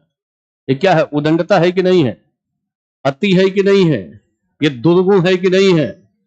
अगर आपने ये पढ़ रखा है तो आप पता होना चाहिए कि छोटी छोटी बातों पे जान की बाजी लगाने का प्रयास, जरूरत हो तो जान की बाजी भी लगा देंगे, देश की रक्षा करनी हो तो, ये सौड़ो। मगर व्यर्थ में जान गंवा देना, ये कौन सी बहादुरी है? हमारे भीतर दोनों के बीच का जो मार्ग है वो क्या है? साहस। क्या होना चाहिए? तो साहस क्या है? ये साहस क्या है? मध्यम मार्ग है। तो हमें जीवन में किसका पालन करना चाहिए? साहस रखना चाहिए। ये सौड़ो, ऐसा नहीं कि हमेशा डरे डरे मरे मरे टाइप में रहे, डर डर के भयभीत होकर जीवन जिए, ये ठीक है क्या? और ऐसा भी नहीं कि उदंड हो जाए, किसी जिससे तिससे टकराते चले। बोलो, कई बार लोग जोश में आके दूसरे के खेमे में चले, मैं अकेले आग लगा दूंगा। मामला होता है कि नहीं होता? आप प्लानिंग के तहत जाओ, रणनीति बना के जाओ। ये स्वर्णों, भाप लोग कहां कहां पे दिक्कत है, विवेक काम करना चाहिए, और जोश में चले गए। और यहीं पे सही सही बोलना, घूम लिया कि नहीं घूम लिया, कहीं चला गया था ये, पूछो इसे कहां गया था। टोपी उपी लगा के, मास्क उस लगा के, एकदम स्मार्टनेस के साथ बैठा हुआ, कोई दिक्कत नहीं है, मगर शरीर यहां पे है, मन कहीं विचरण कर रहा है। ये स्वर्णों, और हमारे मन की गति बड़ी तेज है, कहीं पे भी जा सकता है। सबसे फास्ट जो है ना गति, सबसे तेज गति किसकी है? अभी जाके ट्रंप से भी हाथ मिला के आ सकता है, आंख बंद करो ट्रंप से मिले वापस, फिर लगा कि नहीं मस्क से भी मिलना है, आंख बंद करो मस्क से हाथ मिलाए वापस, लगता है कि नहीं बॉलीवुड चलना है, बॉलीवुड के बारे में 2 मिनट सोच लो, मिल के वापस आ गए, कोई दिक्कत है? सबसे तेज गति किसकी? बहुत तीव्र गति है, इससे ज्यादा तेज गति है नहीं किसी की। बोलो, काबू करना मुश्किल काम है कि नहीं? कठिनाई हो रही है तुम्हें, मान भी रहा कि हाँ हो रही है, तुम्हारे अंदर अभी अबौधिक आत्मा प्रबल है। कौन सी आत्मा? वो अबौधिक वाला पक्ष प्रबल हो रहा है तुम्हारे भीतर। पढ़ रहे हैं हम लोग एरिस्टोटल, हमें अपने विवेक से, देखो कितनी अच्छी बात बोल रहे हैं, तो बोलो ये स्वर्णो कि हमें अपने विवेक से बौद्धिक आत्मा से अबौधिक आत्मा का संतुष्टि होना चाहिए। भूख लगी है तो खाएंगे, खाना तो खाएंगे, मगर ऐसा नहीं कि कहीं पे कुछ भी गिरा हो, गंदा हो। पशु ये सब थोड़ी देखता है, कहीं पे कुछ भी खा लेगा, भूख लगी होगी तो कुछ भी खा लेगा, कहाँ गिरा है, स्वच्छ है कि नहीं है, कुछ भी अता पता नहीं है। ये स्वर्णो, भय होगा तो किसी को मार देगा, चाहे आप जितने सूट बूट में हो, जितने आप तिस्मार खाओ, कोई दिक्कत उसको? अगर क्रोध आया है तो मारेगा ही मारेगा, कोई दिक्कत है क्या? पूछेगा थोड़े कि आप फलाना आदमी हो कि नहीं हो। वो क्रोध आएगा, वो उसी में एक्शन लेता है। कई बार मनुष्य भी वही दशा करता है। ये स्वर्णो, उसके अंदर कामुकता का विचार आ गया, भाव प्रबल होगा, कहीं पे लागू कर देगा। हमारे भीतर विवेक है, हमें अपने विवेक से इन पक्षों को गाइड करना चाहिए, संतुष्ट करना चाहिए, नियमन करना चाहिए। ये स्वर्णो, एरिस्टोटल की ये फिलॉसफी जानदार फिलॉसफी है, इसलिए इतने सालों के बाद भी सवाल पूछा जा रहा है यूपीएससी में, यानी अरिस्टोटल की प्रासंगिकता है। ये स्वर्णो, तो साहस क्या है? साहस क्या है? सद्गुण है। ये किसके बीच का मार्ग है? इस संदर्भ में अतियां कौन सी हैं? भय क्या है? अति है, एक्सट्रीम कंडीशन है, हमेशा भय भय पैदा है। एक एक्सट्रीम है कि हमेशा आप जान लगाने के लिए रेडी हो, छोटी छोटी बात पे भी। और दोनों के बीच का मार्ग क्या है? साहस होना चाहिए व्यक्ति में। क्या होना चाहिए? साहसी होना चाहिए। यह स्वर्णों, साहस क्या हो गया और भय क्या हो गया? ये उदंडता क्या हो गया? दुर्गुण हो गया। ये स्वर्णों, ये दोनों दुर्गुण है, दोनों के बीच का मार्ग सद्गुण है, और यही तो प्रैक्टिस करनी है। बोलो, मध्यम मार्ग दो अतियों के बीच का मार्ग। जैसे जीवन में कई लोग बड़े पैमाने पे कंजूस हैं। क्या है? कंजूस हैं।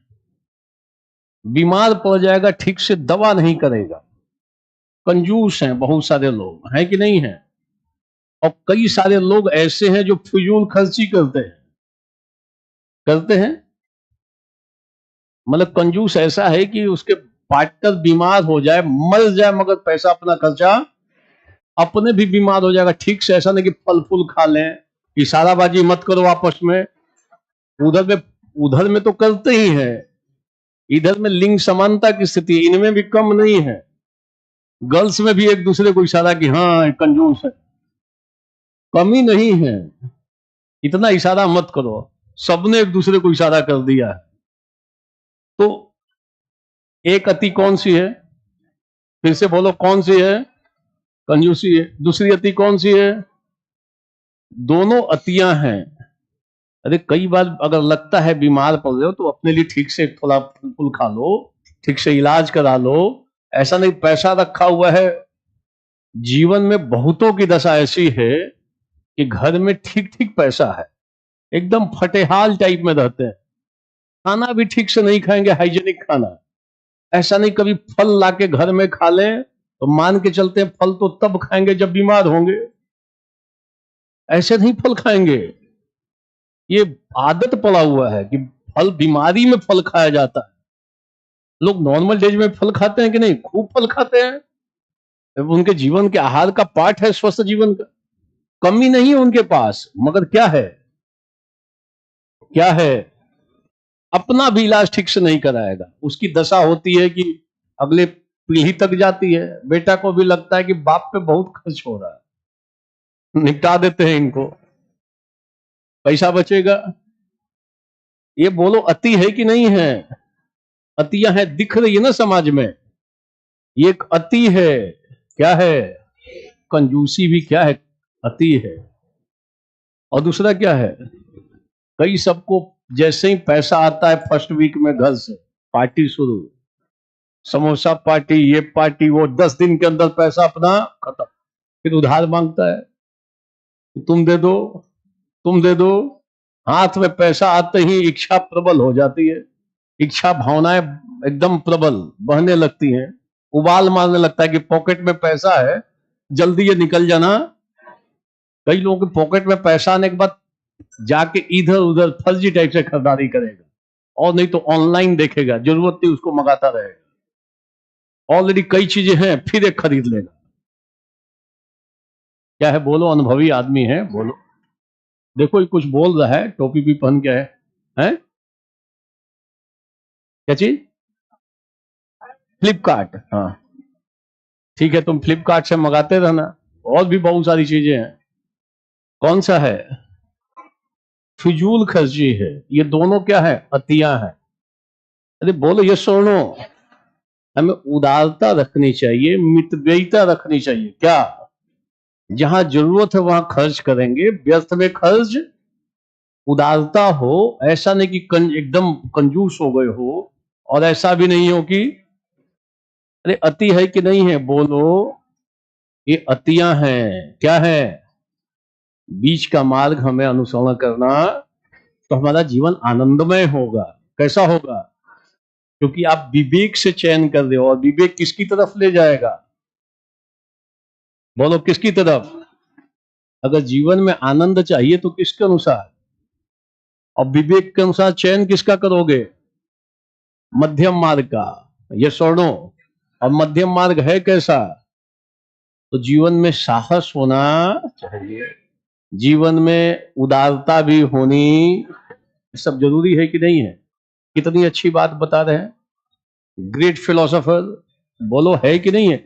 समझ लोग, एक तो होता है कि मैं नोटिंग करा दूं, आपके पास कंटेंट आ गया, मगर ये ऐसी चीजें हैं आपके जीवन के लिए भी उपयोगी है।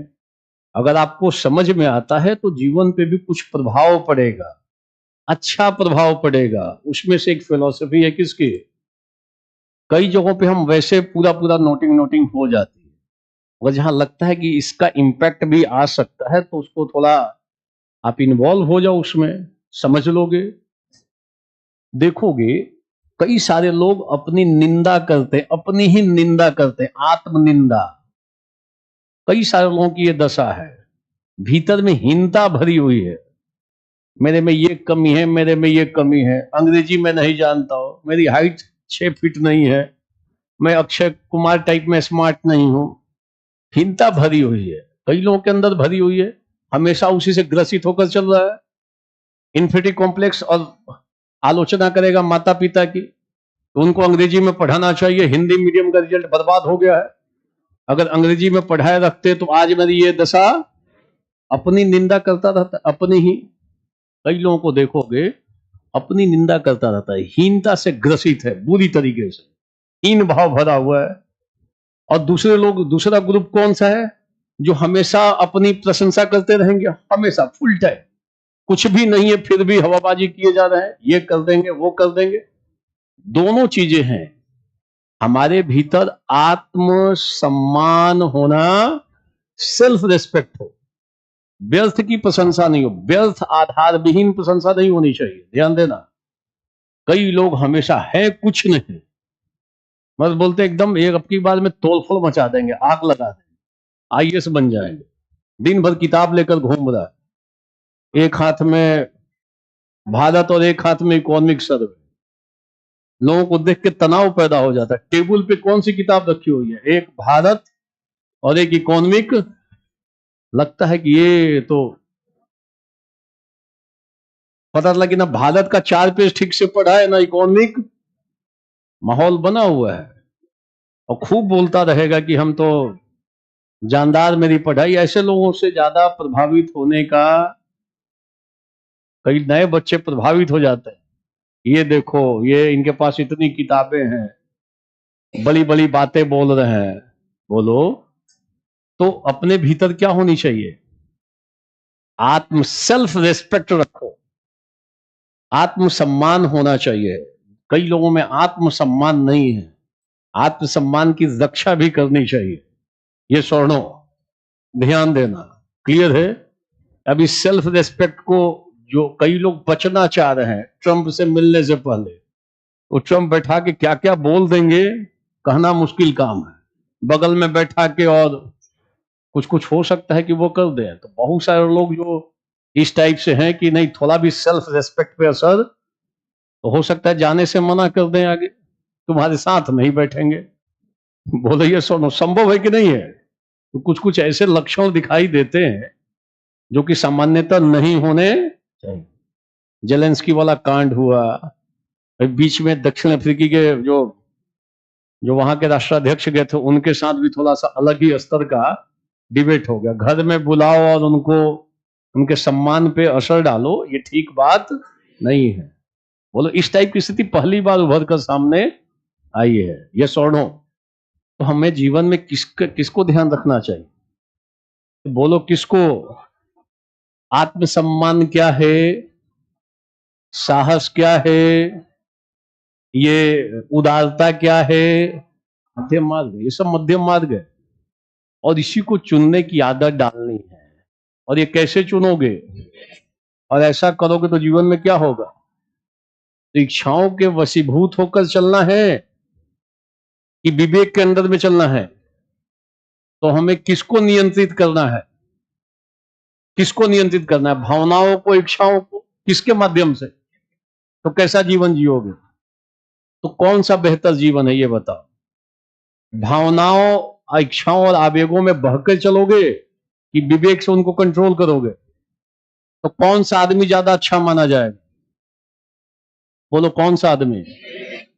जो अपने विवेक से अपनी इच्छाओं और भावनाओं को क्या करता हो, उसको आप ज्यादा सफल आदमी कहोगे, ज्यादा बेहतर आदमी कहोगे? बोलो ये स्वर्णों, उसको हम बोलेंगे कि इसका जीवन वास्तव में सफल है। क्यों? क्योंकि विवेक से चल रहा है। तो क्या होगा? अरे बोलने में दिक्कत है, अभी आइए इसका सवाल दिखा रहा हूं, तुरंत देख लोगे। बोलो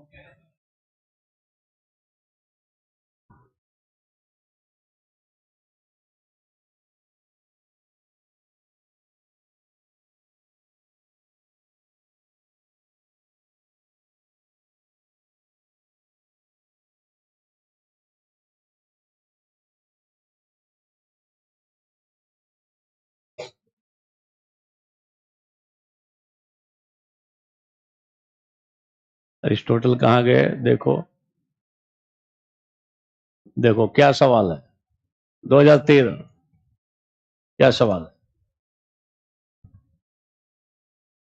सवाल पढ़ो क्या है? शत्रुओं पर विजय पाने की अपेक्षा मैं अपनी इच्छाओं का अधिक साहसी, मध्यम मार्ग की बात कर रहे हैं कि नहीं कर रहे? विवेकपूर्ण जीवन की बात कर रहे हैं कि नहीं कर रहे?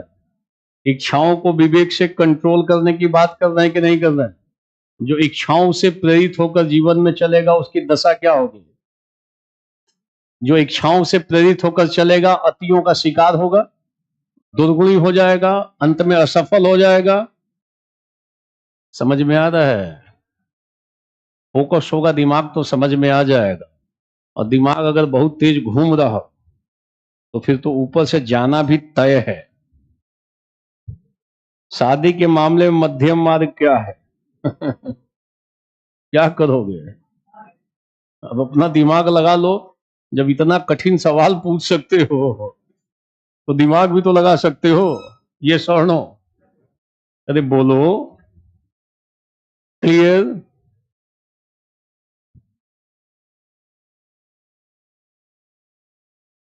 अंतर है ना, बिल्कुल हूबहू थोड़ी कहेंगे।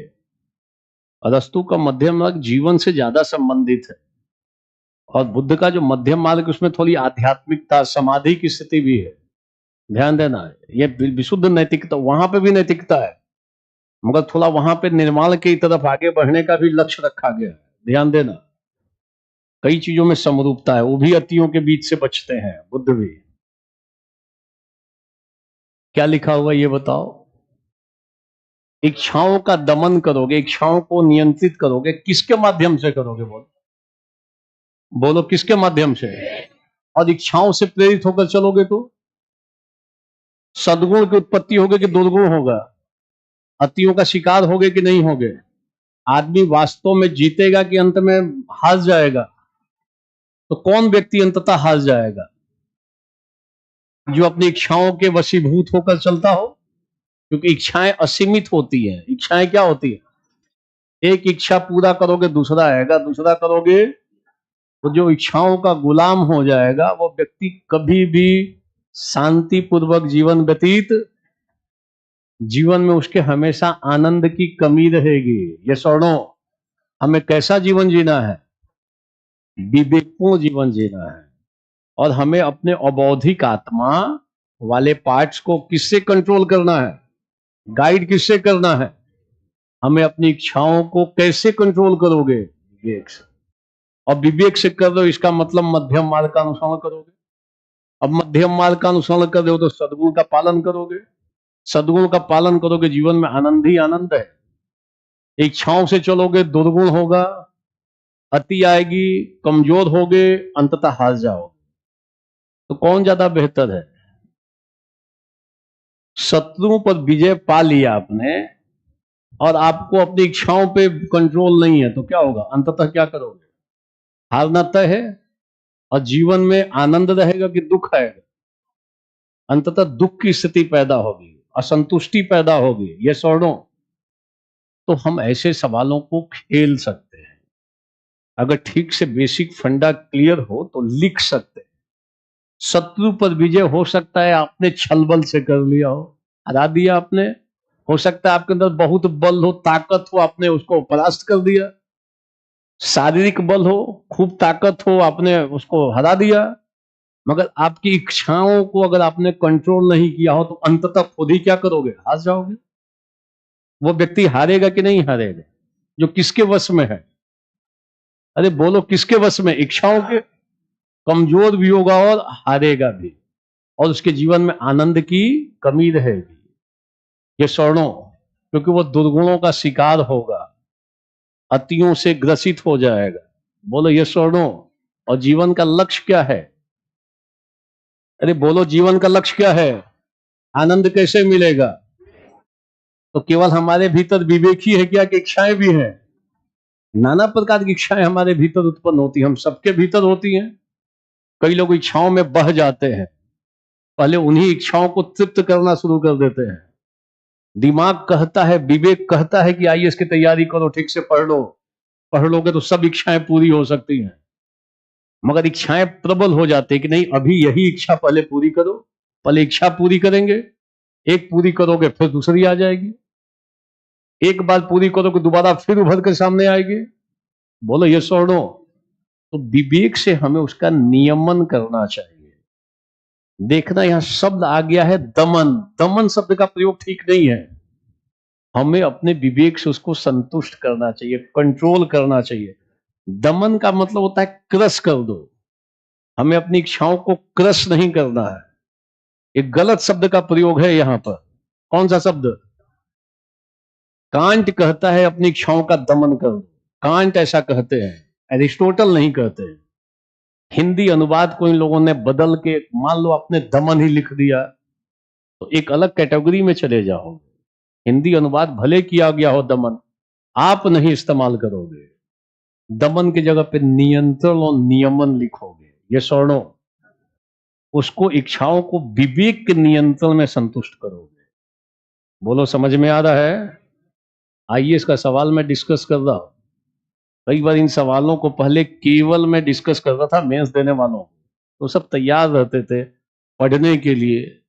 अब इसलिए मेंस देने वाले खोजने पड़ते हैं, तो क्लास में मैंने ला दिया बहुत सारी चीजों को।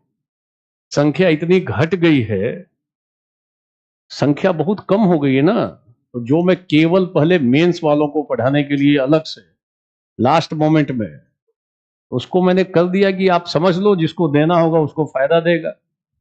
कई लोग जो शिथिल होंगे उनको दिक्कत तो होगी ही ऐसे डिस्कशन में, ध्यान रखना। क्लियर है?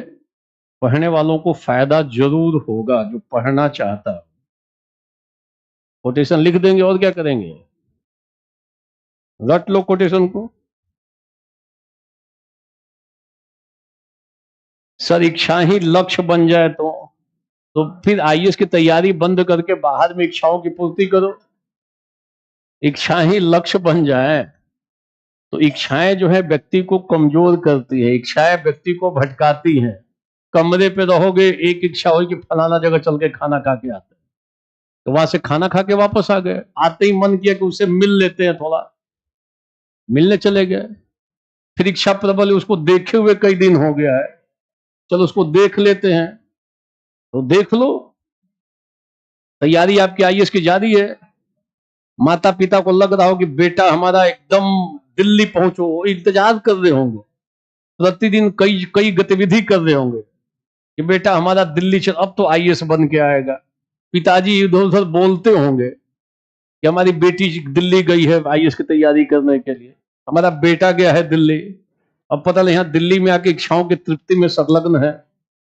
बोलो, अरे बोलो। ये स्वर्णों, कितने साल, 2 साल 3 साल 4 साल के बाद जो दशा पैदा होती है, ये कहीं के नहीं रहते। पूरा शेष जीवन इनकी गुणवत्ता खराब हो जाती है। कहीं के ऐसे लोग नहीं रहते हैं। अगर 4 साल 5 साल तैयारी करने के बाद, गारंटी तो किसी की नहीं है, मगर ऐसे लोग जो अपनी इच्छाओं में ही संलग्न थे, 5 साल के बाद किसी दूसरे फील्ड में जब जाते हैं ना आजीविका संचालन के लिए, उनकी दशा एकदम बिगड़ जाती है।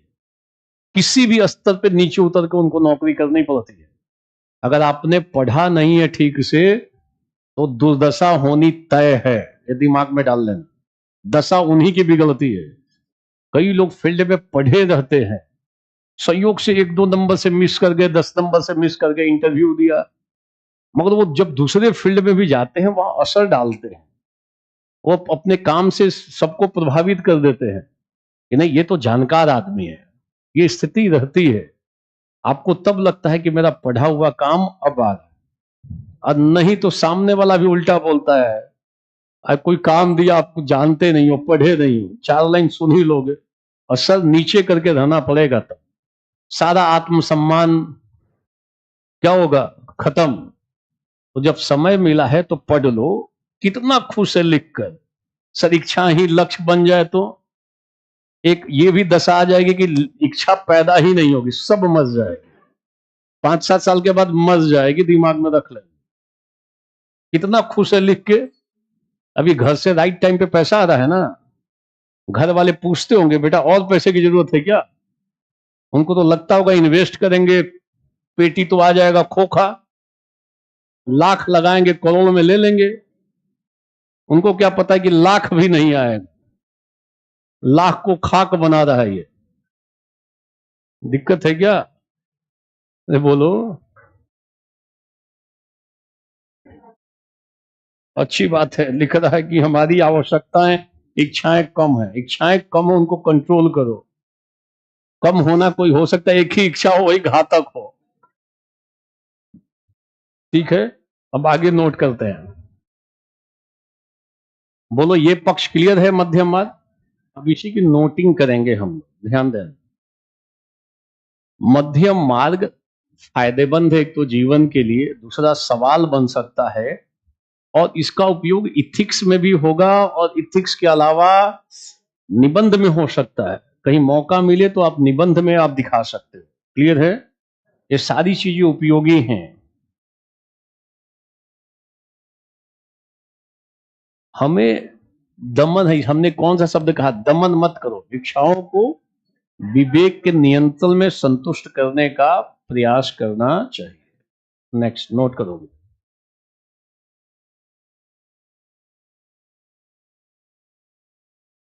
मध्यम मार्ग दो अतियों के बीच का मार्ग है।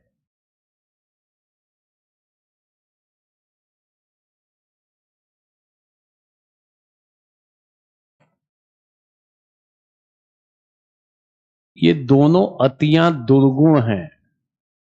ये दोनों अतियां क्या हैं? दुर्गुण हैं।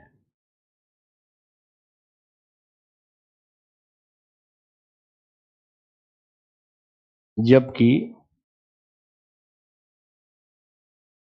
इनके बीच का मार्ग सद्गुण है।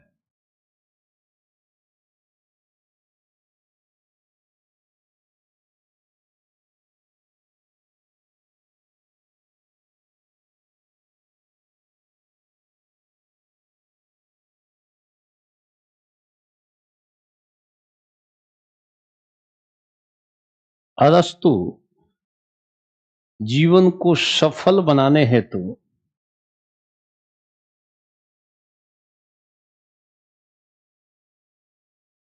मध्यम मार्ग के अनुसरण की बात करते हैं।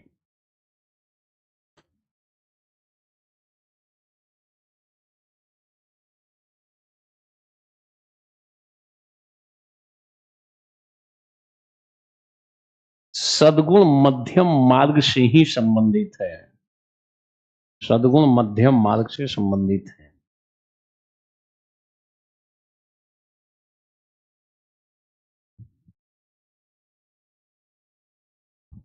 सद्गुण मनुष्य की ऐसी मानसिक अवस्था है, ऐसी उन्नत मानसिक अवस्था है।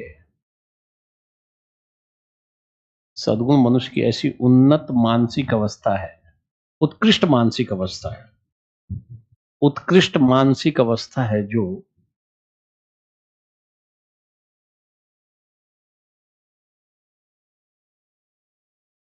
उचित कर्मों के निरंतर अभ्यास के फलस्वरूप, जो उचित कर्मों के निरंतर अभ्यास के फलस्वरूप उत्पन्न होती है।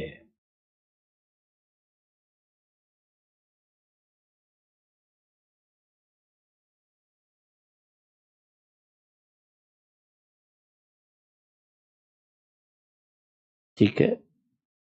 मध्यम मार्ग का उदाहरण पहला चेंज करके लिख लो। उदाहरण मध्यम मार्ग क्या है, हम लोगों ने देख लिया। मध्यम मार्ग देख लिया, सारे लोग बोलो देख लिया। मध्यम मार्ग का उदाहरण, पहला उदाहरण लिख लो। जैसे किसी परिस्थिति का सामना करते समय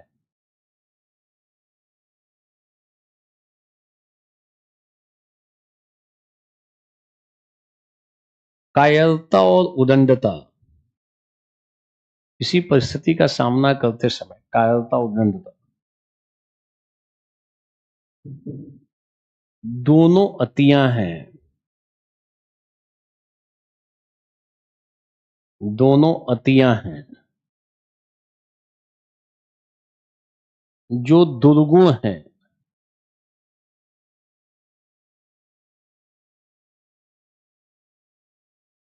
जबकि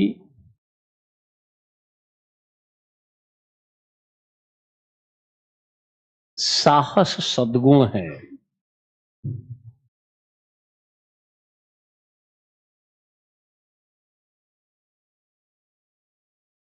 हो गया पहला।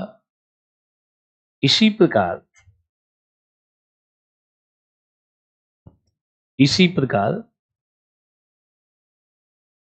आत्म निंदा और आत्म प्रशंसा आत्मनिंदा और आत्म प्रशंसा के बीच का मार्ग आत्मसम्मान है।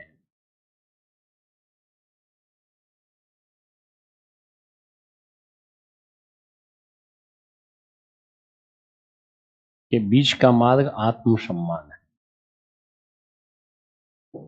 लिख लोगे। कंजूसी और फिजूल खर्ची के बीच का मार्ग, फिजूल खर्ची एवं कंजूसी के बीच का मार्ग उदारता या मितव्ययिता है। उदारता है, वो जेनरस होना चाहिए।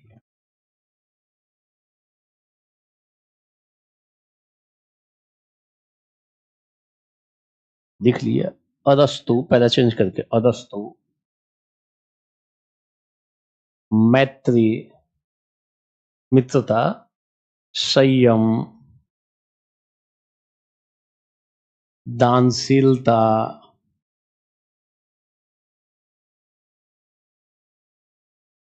मैत्री, संयम, दानशीलता इत्यादि को भी सद्गुण के रूप में स्वीकार करते हैं। इत्यादि को भी सद्गुण के रूप में स्वीकार करते हैं।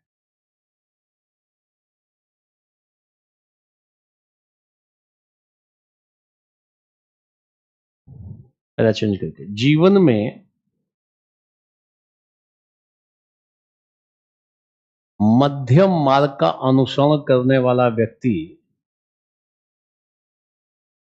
जीवन में मध्यम मार्ग का अनुसरण करने वाला व्यक्ति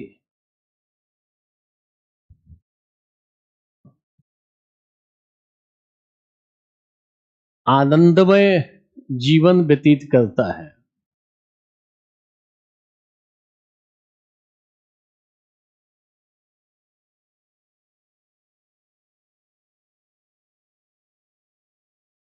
इस रूप में आनंद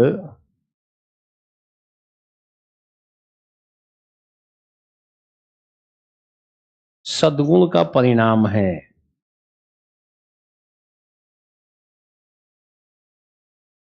आनंद किसका परिणाम है? सद्गुणों का पालन करेंगे आनंद मिलेगा, और सद्गुण का पालन विवेक से करोगे, विवेक से सद्गुण का पालन करोगे, आनंद की स्थिति आएगी।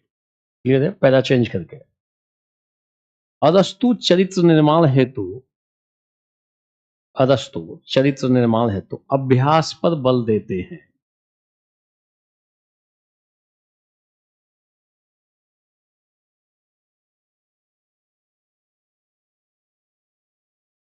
मनुष्य की भावनाएं और इच्छाएं कई बार प्रबल हो जाती हैं। मनुष्य की भावनाएं और इच्छाएं कई बार प्रबल हो जाती हैं और वे लक्ष्य से भटकाती हैं, लक्ष्य से भटकाती हैं।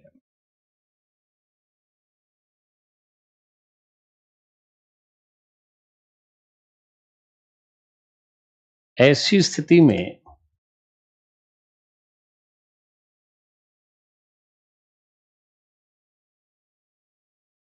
केवल ज्ञान मात्र से, ऐसी स्थिति में केवल ज्ञान मात्र से सद्गुणों का संपादन नहीं हो सकता।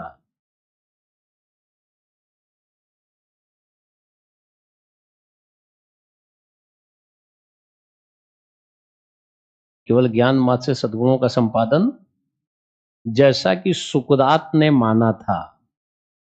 सुकरात ने कहा था ज्ञान होगा सद्गुण ही होगा, जैसा कि सुकरात ने माना था।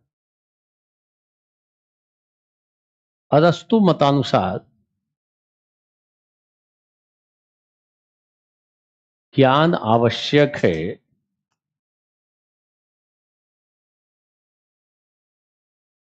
परंतु ज्ञान आवश्यक है परंतु सद्गुण केवल ज्ञान से नहीं, परंतु सद्गुण केवल ज्ञान से नहीं बल्कि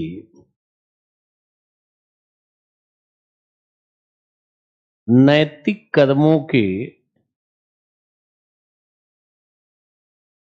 लगातार अभ्यास से, नैतिक कर्मों के लगातार अभ्यास से फलित होता है। नैतिक कर्मों के लगातार अभ्यास से फलित होता है। लगातार अभ्यास से उचित कर्मों को करने की आदत पड़ जाती है।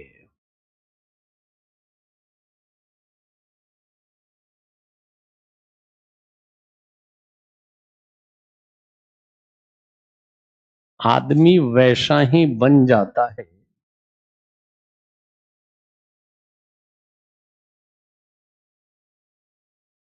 जैसा कि वह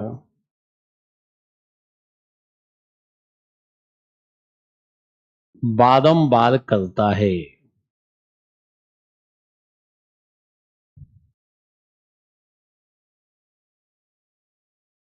अतः व्यक्ति को यह चाहिए कि